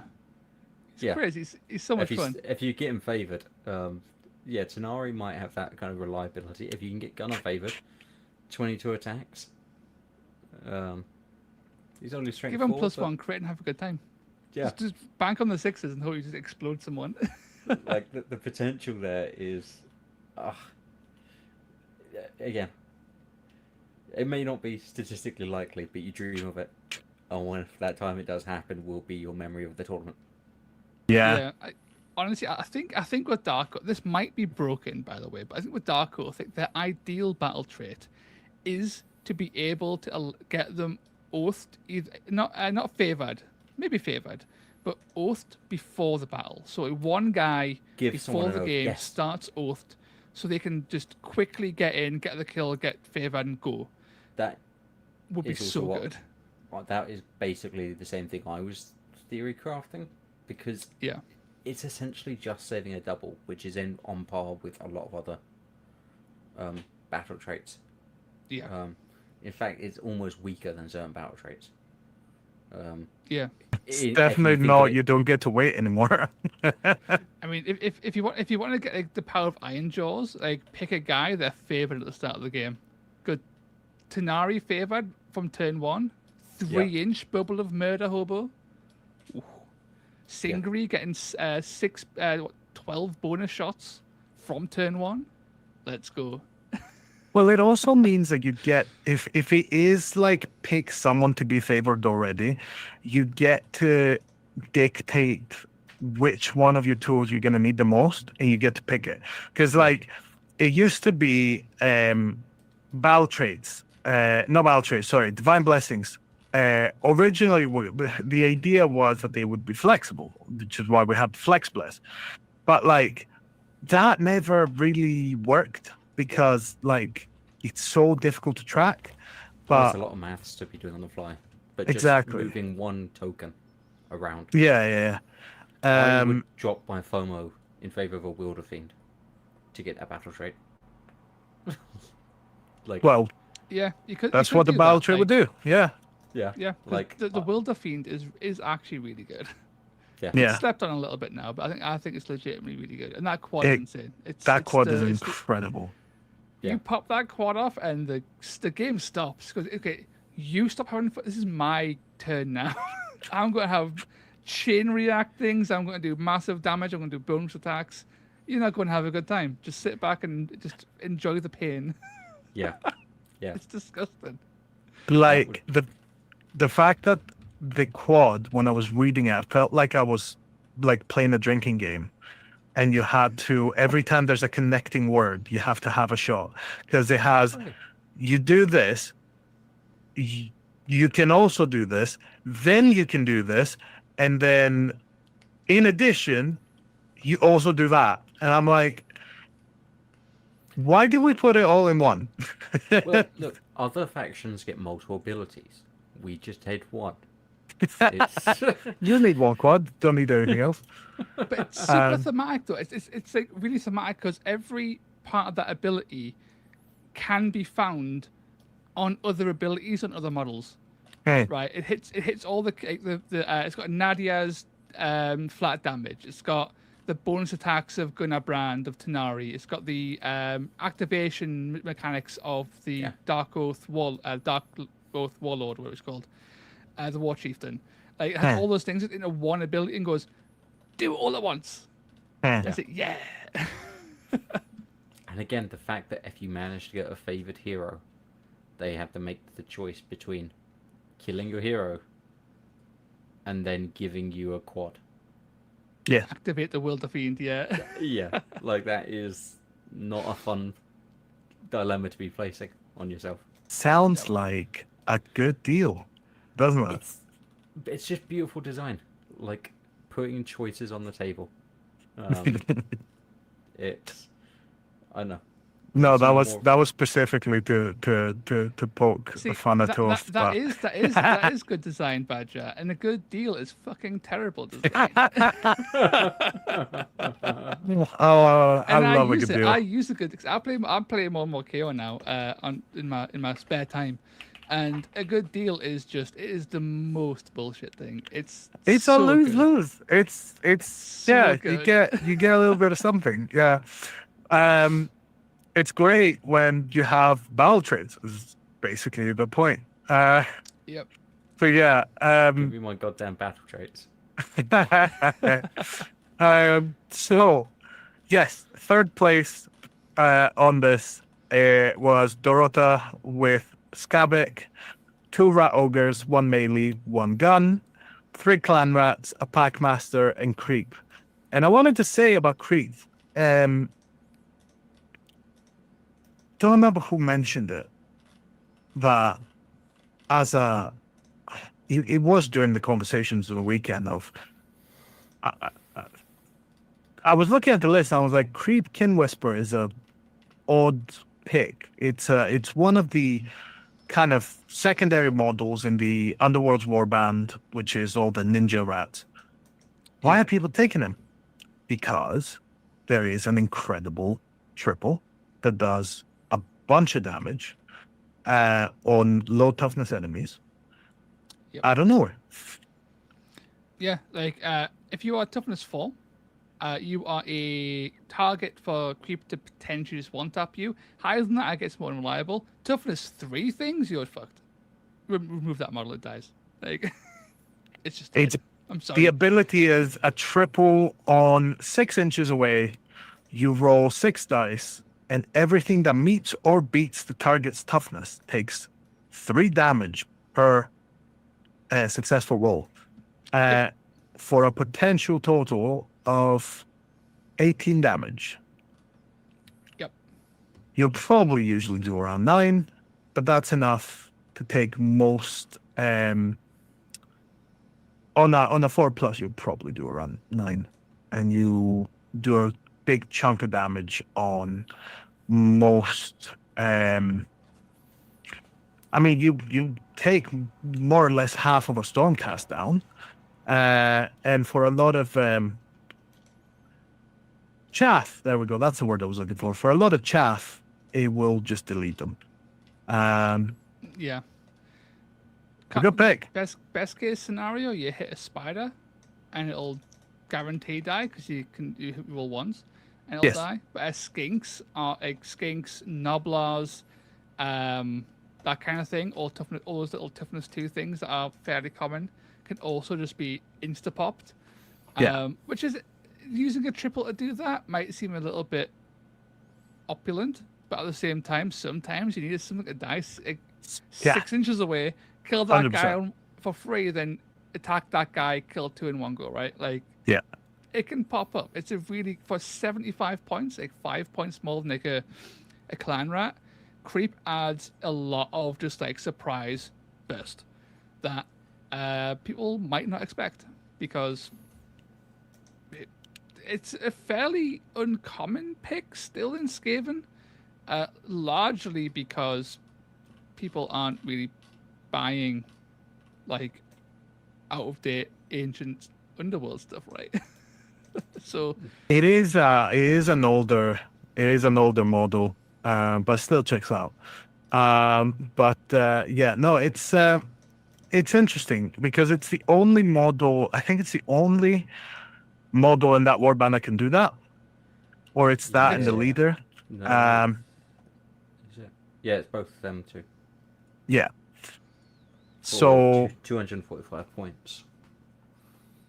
yeah, 245 is a bit much. So To it get can both of be 80. To get both of them.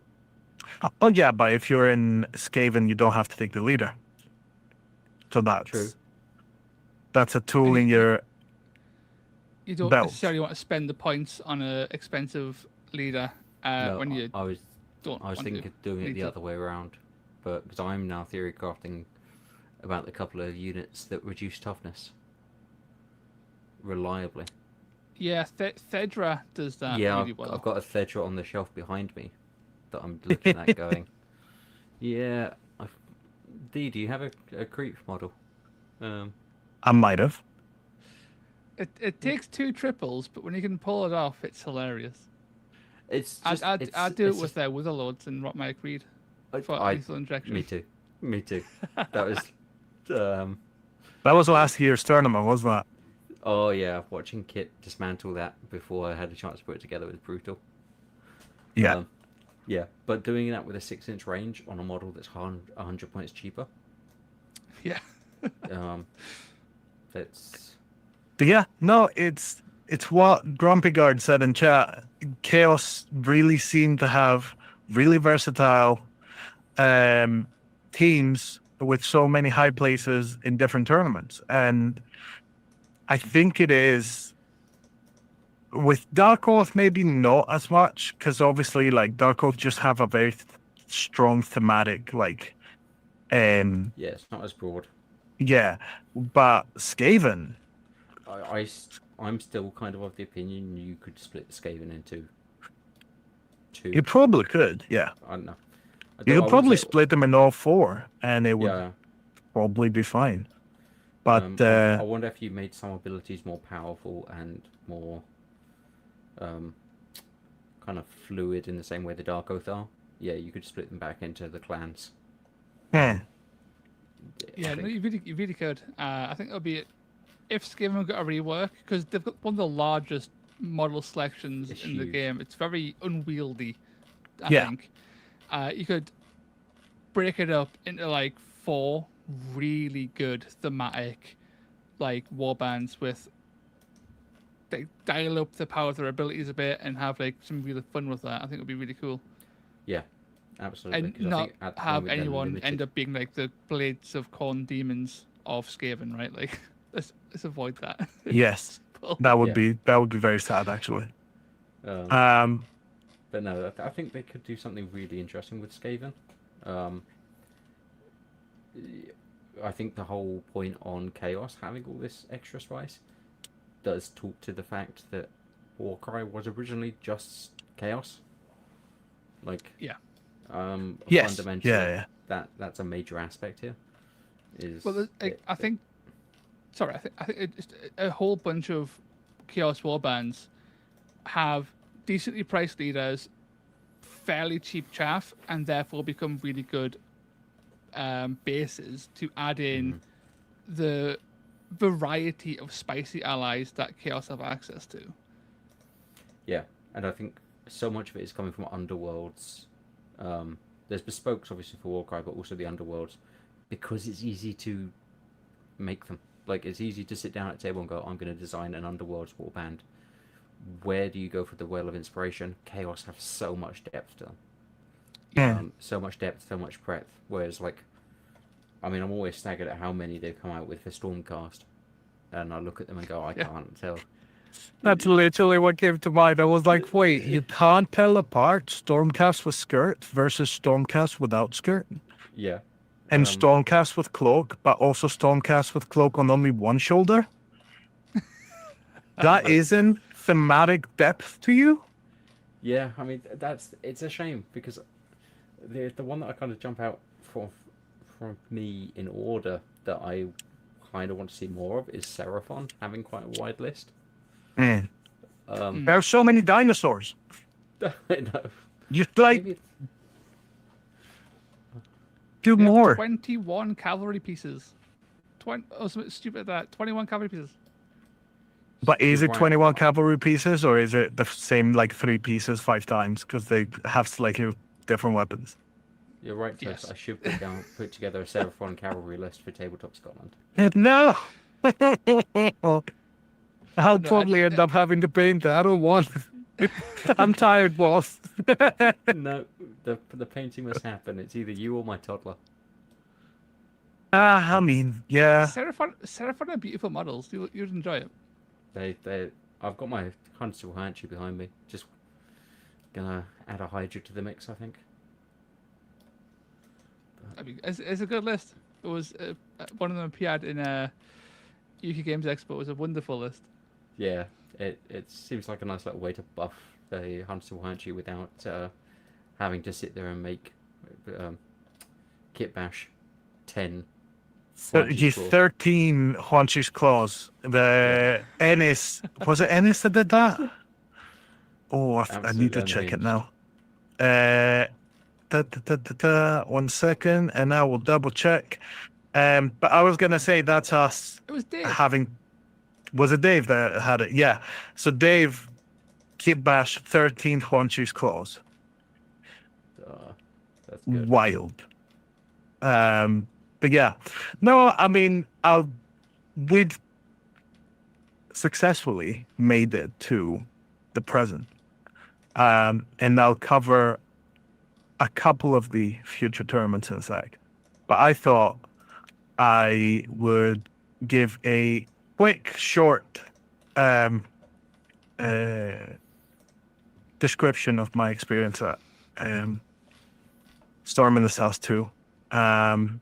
And Toast, you can go after me yourself as well. But we'll probably go more in depth when we do the chat with IPAN. But I took Warrior Chamber. I took 3 Star Soul Maces, Paladin Shield, Bladeborn, Paladin Shield, Bladeborn Liberator from the old Liberators, and Spear Paladin with a 3-inch range. And my first game was with Andy, and Andy very carefully challenged me to a brawl, and my stupid ass went in immediately. Paladins are good, but they cannot fight Mollog and a Gutlord. Tyrant. Yes, not Gutlord. Tyrant. If it was a Cudlord, that would have been even sadder. Yes, it was not a good idea. I stayed in the 6-inch -1 attack Shroom Spite. Yes, it was still a fun time for the Paladins. And game 2 went a bit better, but to get the win over Adam, I had to sweat a little bit. And I had played that. I did get my revenge. I was very happy, actually, I got my revenge. I was like, the entire time, I was like, oh, he's going to get me. Oh, he's going to get me. I'm going to make a mistake. And I did make mistakes, but they were silly ones, which was lucky. But yes, I think luck was a little bit on my side because I got to kill the Vex more quickly. And then after that, it was a little bit... It was just gritting my teeth every time you rolled a bunch of damage on the Flame Hurler triples. Yes, I almost like took out your entire warband. I lost Yes, by a you little did. bit, but I almost took out the whole warband, mostly because of flamethrowers being dickheads and just melting paladins constantly. There were 3 left, and one of them was on a couple of wounds, and the other one was about half. And then one was untouched, because that was the one that teleported and literally just ran. It was Oberon and the teleporting paladin, because Angharad got killed by a Shatterer at the end. He did, yes. Yeah, Well, 'cause it she was got them trapped on the two, staircase. but the paladin that survived, the Star Soul Mesa survived, Yeah. was the one that was able to move, got priority, and like charged into the True Blood that was ready to net, Yep. and just crit hit, 20 wounds. Exactly, like it's that I've rolled those dice, and my soul found peace.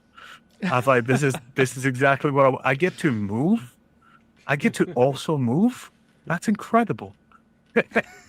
No, it was great. And then like I was up against Antony's Reclusians, and then the fun was over. The fun police had arrived. I was glad that I'd lost that game because I was like, oh, I dodged Anthony. Let's go. Yeah. We were talking before about like really good moves. I was on an objective ready to loot it. And when you loot an objective in mission 3, when you loot an objective, you need to control it, which means that if someone takes their Griff Crow and puts it directly under you, it would block you from actually looting the objective and make you almost flip the table because it was an incredible move and I should have seen it coming. And that meant that on the next round, the Griff Crow could loot the objective because it wasn't a treasure. It had no restrictions on beast. So it could loot the treasure once, because if it looted it twice and I killed it, it would have been extra points. It attacked me. I countered, killing it.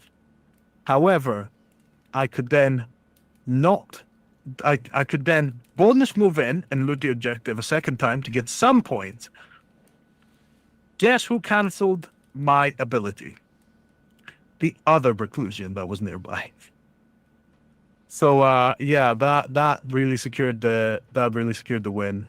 And then I got to play game 4 with a father and son combo, which was really nice. It was Nathan and Rob, and they were playing Seraphon, and we had a really nice game in which I had to send my paladins for my paladins for a wander every now and again. But yeah, just the entire event was very chill. 2-2 is not where anyone ever wants to be, but that's them's breaks. Like, Warrior Chamber has very strong benefits and drawbacks. And if you're not careful playing them, you play them like an idiot, it will not bring it home for you. So, yeah, that was the lesson that I learned from this. Toast, any thoughts? Not on the Paladins. Don't tell me what I did wrong. I know what I did wrong. No, it was a great event. It was a great event. And I think like the final boss, even though Anthony didn't podium at all, he came fourth, I believe, overall. I think the final boss of the event was definitely like that Ruination list. I think it would have been a foil to so many lists that I bumped into, because 8-man Ruination is mean. It's really nasty because it's 4 Griff Crows, 4 Reclusians, basically. It can smash you, it can outrun you, it can turn off all your stuff. You don't get to play your game, and he'll dome you with his fucking maces. It's an evil, evil list. And I'm glad I didn't get to play it, because that list would have absolutely shut down all of my things. Because my list really likes its abilities. And if I can't do them, then my list just falls apart. Because Vexmo can't move, I can't do my nets, I can't do my flamethrowers. Might as well not play the game.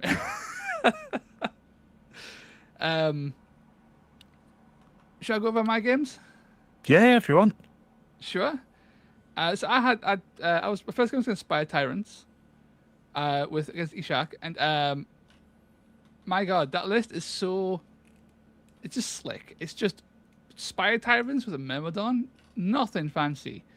And as much as I want to say that, like, my flamethrowers just didn't pop off because they didn't. The real reason I lost that game is because Ishak just styled the fuck out of us. Like, he played so well. Like, everything I tried to do, he was like 3 steps ahead. It was like an absolute styling, and it was so good. In the end, it felt really close, despite the fact that the actual points were nowhere near. It felt close simply because of how the mission worked. The mission was really good. Had a few things went slightly differently. It would have been a lot closer, I think. It was a really fun game. Ishak was a great player. I believe he came like 5th overall as well. He plays really, really well. With just such a clean list. Game 2 against Phylax. The biggest mistake I made 2 mistakes that I think really impacted that game. One was turn 1. I was like, cool, I can get in here and just slam this paladin with Vexmore. And from experience, I know that Vexmore could very comfortably take out Phylax's entire warband. And he'll try. He'll move in and try and smack him. He'll kill them. It's happened before. However, I was a little bit cocky.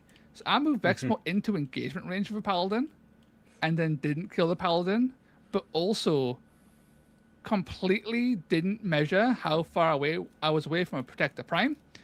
So I was within 1 inch of a paladin and 3 inches of a Protector Prime. So Phylax swung 8 times with the Prime, then used what's it called again? Inspiring Presence. We call that the Inspiring Presence special. and then swung another 6 times with the Paladin. And Vexmore only just died. He almost survived all of that. It was actually quite impressive. But yeah, had Vexmore been like literally like half an inch back, he would have been out of range of both of them and would have styled the fuck on that Paladin. I genuinely, Sadly. I'll be honest with you, the plan, I was not expecting that Paladin to survive. Like, he didn't live much longer than that because you came in and burned him to a crisp. But like, I literally had 2 Paladins there, and I teleport a Paladin right behind, and I deploy both of my Paladin and my Liberator right behind. And I'm like, everyone's going to the middle. That Vexmore needs to die. And then, the luck of like rolling the 2 crits on the 8 dice and getting 10 damage and then getting the rest. And I was like, oh, I can breathe again. Because it was hit on 5s. That's the thing. That the Protector was hit on 5s and the Paladin was hit on 5s because it was only a strength 5 Paladin. So I was like, okay, I fucked up that positioning. I'm not going to die, am I? I'll be fine, surely. It's 5s. It's 5s. No. And it was also to preface the whole thing as well. So I was so tired for this event. It took 10 hours to drive down to Southampton, and then on top of that, I didn't sleep very well. Just because I don't know, didn't sleep very well. So I was not at all on top of my game. So that little mistake was because of that. And then later in the game, it was like I didn't have to kill Angharad when I did. I could have moved a Flame Hurler like 1 inch backwards and not being in range of a rushing Oberon, which would have also saved some points. Alas, Phylax played a really, really good game, and it was difficult. It was very, very difficult. And those Paladins, I'll get them next time. I mean, you have spanked them plenty of times, but it's the only thing was I had played that mission before. That's one of the I played 2 missions, and I think the other one I played incorrectly, so it didn't really matter. But like this one I'd played before, and it's very much like the mission from it's not FG. It's the one where it's the 3 objectives, and then Vault, isn't it? Hidden Vault. Yes, it's very much similar. you go in, and if you can control the middle, and then control another one, and you know the timing, that's it. Like you get the middle one, you get the edge one, and then you're good. And I deployed in the middle, and then I knew that I could draw everything on the other side, and then you burnt them all. Very much outplayed. However, the flamethrowers were rather wonderful. They were It was doing close. It was very the Lord's close, work. actually. Yeah. It ended, I think it was 11-14, so it was only 3 Yeah, points between yeah, it, yeah, which yeah. is a very, very small margin in that mission, in all these missions. So it was very, very close. Yeah. So that was great. And then the next 2 games were fun, but I did feel bad. So losing twice, I started a submarine, and DICE decided to then go in my favor in ways that are just unpleasant for people to play against. So I was against Ash and his Cruel Boys. Very nice Cruel Boys list. Very solid, just shank, talk out, all the good stuff. Vexmore walks on turn 2 and does 30 damage and just deletes the thing that he touched. But at the same time, my flamethrower fired into a deployment group. So into his one of the objectives that had a grot that was positioned in such a way he linked 4 models accidentally. So that hit them all, and over the course of like the game, because he killed 2 models from that, and then killed a 3rd with his regular shot. And then I was like, oh well, it's turn 2 and like 4 models are dead, and I control the whole board, and then it just went that way. Like I lost very little and killed almost the entire warband, and it was unpleasant. And then this carried on with Hunters of Huanchi, which is 13 Huanchi's Claws. And that sounds scary, and it is, unless you get on turn 2 a 666 and a 555. And he has 5 guys deployed in a cluster, and you burn them all twice. So I hit all 5 immediately. One of them moved to sort of to not die. Sadly, then got shot point blank. So I waited. So I then point blank shot at him with a regular shot, then burnt the other 4 again, killing all 5 in one turn. Vexmore then moved up and killed another one. Another flamer killed another one. And I was like, oh, well, that's like 7 or 8 dead skinks on turn 2. I now outnumber you and control the whole board.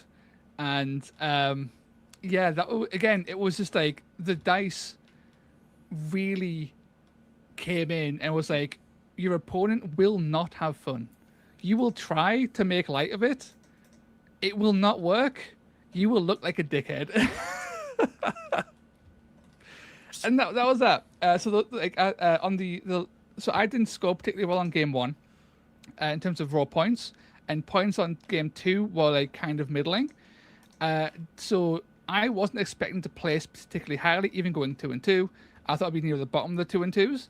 However, because I scored like 20 points on like game 3, then 21 points, which is the max in this pack on game 3, I actually catapulted myself all the way to the top of the 2-2s and came 8th. So I lost to Phylax, but I actually placed 4 spaces higher in the end. So I won the war. So really, did I really lose? I don't think I did. I think dodging your lane purposefully and ending higher was big brain, long-term plan. He fell into the trap. And that is specifically why, dear viewers, WorldCryUK events work on strike to schedule, so that people don't have to feel bad for not crushing their opponents, and then get clowned on their own show. On their own show, dear viewers. But yeah, no, it's true. I ended up top of the second half, which I was just top of the second half, which was heartbreaking. I say heartbreaking, it's fine. I mean, what's the buy? It's just all of the other events coming up, I can't play it because I'll be too busy running. A little bit. It feels like events are always fun, but you always want to like do the best that you can. And when it feels like you haven't met what you would want to achieve from an event, especially traveling such a long distance, it's like, fuck. Yeah, I done goofed. Yeah. No, This is my the one thing is, shot. the thing is, for me, the main reason for the travel was twofold. First of all, we both had a really good time last year. It was a great event, and I love the guys on there. But also, I was bringing a bunch of terrain. That's why that's why I went through a weird kind of path of like coming down to you and then driving, you driving with me in the car and a bunch of terrain. And it was to kind of help make sure that the tables were enough because the tickets that were sold were a lot more than last year. So that by itself is really cool. But also it allowed me to just kind of make up for the help that I got from the Southampton folks for UK Games Expo because I needed tables and they helped out. So it was a really nice kind of bit of reciprocity. But it was just really cool. I'm looking forward to next year's. It was a great event. Like it was really, really good. The mission pack was great. I know a few people were a little bit concerned because it was quite wordy and got a little bit put off or a bit intimidated by it. In execution, the pack is super, like, it's smooth to play and felt good. I think me and Aitan both thought that on first read, it was like, oh, this is going to be a kill pack because of, despite it being split evenly, it seemed to favor kill. And Aitan still believes it's a kill pack. I don't necessarily believe that because he came first with a non-kill warband. So, like, I think it's more balanced than you would think. So I like was the pack a gonna lot. say that's the exception though, isn't it? Maybe. But no, Andy did a fantastic job with the pack. It's a lot of fun. I would play this again. I would love to see if Andy cooks up anything new in the future. Really, really good pack and a fantastic event. Everyone there was wonderful to chat to. Seeing people of all ages, quite literally being there and having a good time, like as young as 8 and then as old as us old gits, right? Like and older. It's just great. And there was just no I don't think there was any sort of like bad vibes at any point. It was just total chill in a nice place. So everyone who helped make that happen, so like yourself, Alex, Andy, Elaine, anyone else that I'd forgotten, is wonderful. Would definitely travel the 10 hours again to go do it again next year. Yeah, and sure.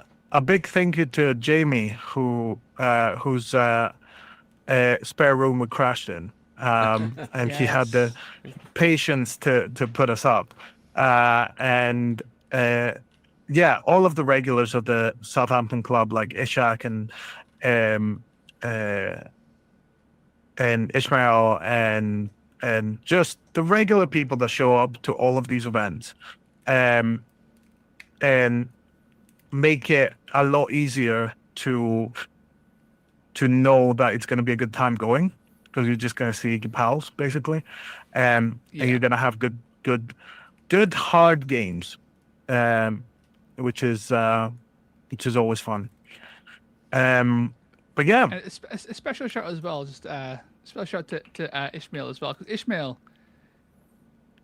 legend. He's a legend. So he is the man, the myth, the legend who brought triple slan to Warhammer World, and we thought he'd peaked with triple slan.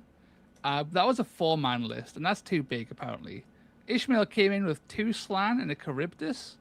Yep. And my guy just he was cooking with that because he went 2 and 2 with that. 3 man, which is 2 and 2. Insane.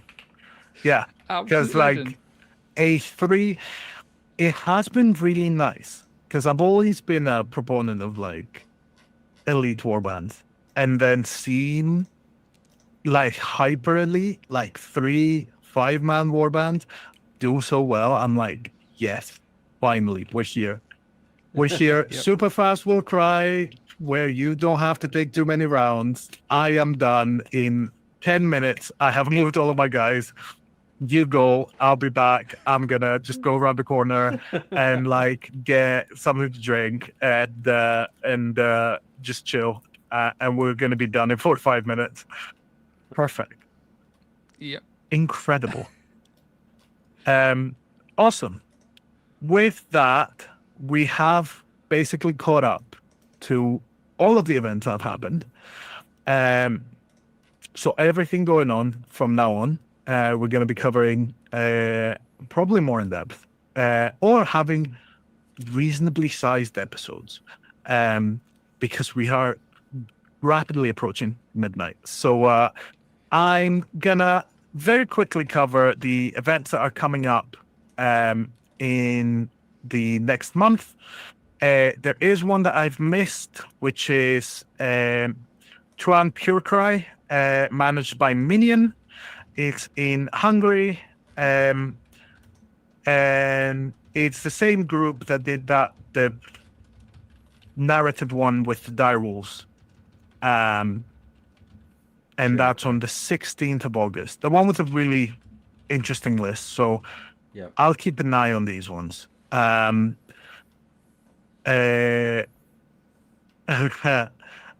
keep an eye on this one, and we'll go through the list.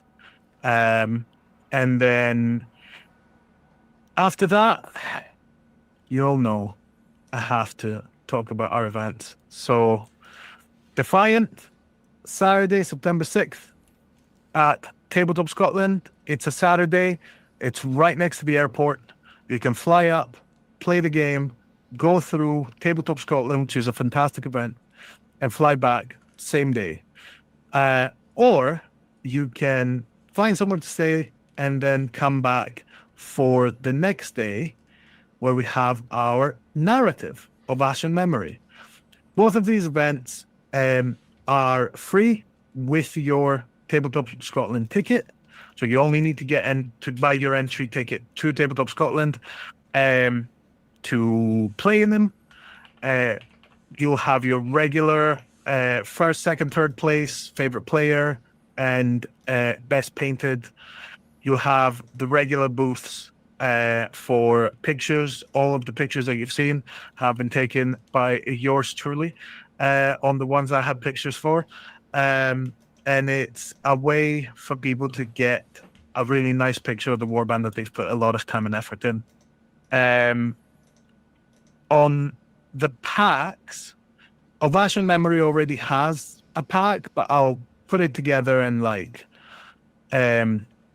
publish what it is that we're keeping and what it is that we're skipping, because it is a narrative pack, and some of the things in it are not particularly suitable for a tournament setting where we don't have a lot of time. But for Defiant, Badger is cooking up some straight gas, as the kids say these days. We are furiously playtesting a pack for the event, like custom and really, really good. If you saw the mission, the teleporting mission, it's as good, if not better. Every single one of them. So yeah, keep an eye out for the second part of August. We'll be releasing the tournament pack and all the missions, so you have a bit of time to try them out. And yeah, it's going to be a wonderful time. Continuing on September, we have on the 14th of September in Birkerød, Denmark, a teams tournament. 24 players. I think it's, if I'm not mistaken, I think it's Trolls running this again. Rumble in the North in Denmark is Trolls. Trolls, yeah. So very excited to see how. I think we talked about this before. Very excited to see doubles. I would absolutely. Triples in some of them. I'm curious how they've got 2 3-man teams already in and a double team. Yeah, there's a triples event. That is wild. Shout out to There's the no way. Bronchoy Badgers. Trolls to Yes. see. The bearded men. It one might of the be teams. that it's just doubles, but they like SWAT, maybe. I don't know. I always find let's it get right up interesting. on it. Yeah, it'll be 24 would work for triples because that's 3 teams. That's 8 teams of 3. yes. Yeah. We'll see. I'll try and get some more information. I always love it when the tournament pack is on because then we can properly See. like read. Yeah, we can have a look through and see how these things run. But yes, all of the info on all of this is on War Tally. So if any of this is local to you, first of all, hello Denmark. But yeah, if any of these tournaments are local to you, you can find them all through War Tally and find the information to sign up. Very quickly, I think that might be everything for. No, we have Fury of the Arena 2 in the States. No information on that, unfortunately. But as soon as it comes out, we will let you know. And then that will take us to the 27th of September, where we have Lord of the 8 Points. We made it to the London GT finally. Warcry, not Warcry UK, Warcry itself made it to the biggest event, the biggest tabletop wargaming event in the UK. We finally have a tournament at LGT. So this one is going to be a bloodbath. Everything goes. Monsters are in. Blessings are in. Allies, everything is valid. And the pack is going to be very aggressive. Very aggressive. No treasures. So yeah, get your tickets at lgtpresents.com. Get them sooner rather than later. I don't know how many tables I can bring down on the train. So yeah. The earlier I know. 3 gut lords blessed with attack blessings. That's all you need. No, don't do that. Don't do that. 3 gut I mean, lords. actually, if you're gonna do that, this is the place to do it. So, yeah, I am looking forward to seeing 3 mega bosses, 3 gut lords, and I will. I don't know. I'll proxy like 6 Star Soul Maces, and we'll have a good old scrap right in the middle of the 8 points. But yeah. This event, as all the others as well, have the benefit of the photo booth. That's me there looking stressed, taking pictures of warbands. And I had like nicer pictures as well, like a zoom in thing, but I haven't set it up. So it's going to be on the next episode. And then we have the wonderful prizes and awards that are designed by yours truly, and specifically the pins as well that we now have that are customized depending on the award that you get. But there you can see the bronze one. I am so impressed that you just had that. Doesn't leave my desk. I have a bunch of unpainted ones. Because I hand paint all of them. Yep. And Hey, Phylax there is. said I couldn't have a dice bag unless I won it. And you did. So Yeah. The only reason Motivation. I enter Warcry tournaments. Prizes. But yeah, We no, look for the it's money. but yeah, no, all of this is hand designed, designed by me. Brain designed. Some of them, yeah, are printed. Some of them are 3D printed and then painted. Yeah, just making sure that people have like a good few bits and bobs. Given that I am terrible at getting in touch with sponsors, so I'll do it all myself. To sponsor us, please. But also, if you're a sponsor, please, I'm begging you, get in touch with me because I'm struggling. But yeah, no, I think that's pretty much it for me. You can always find all relevant links to all tournaments coming up on the website, WorldCryUK. If we decide to make more events in the winter, you'll be able to find tickets there on our events timeline.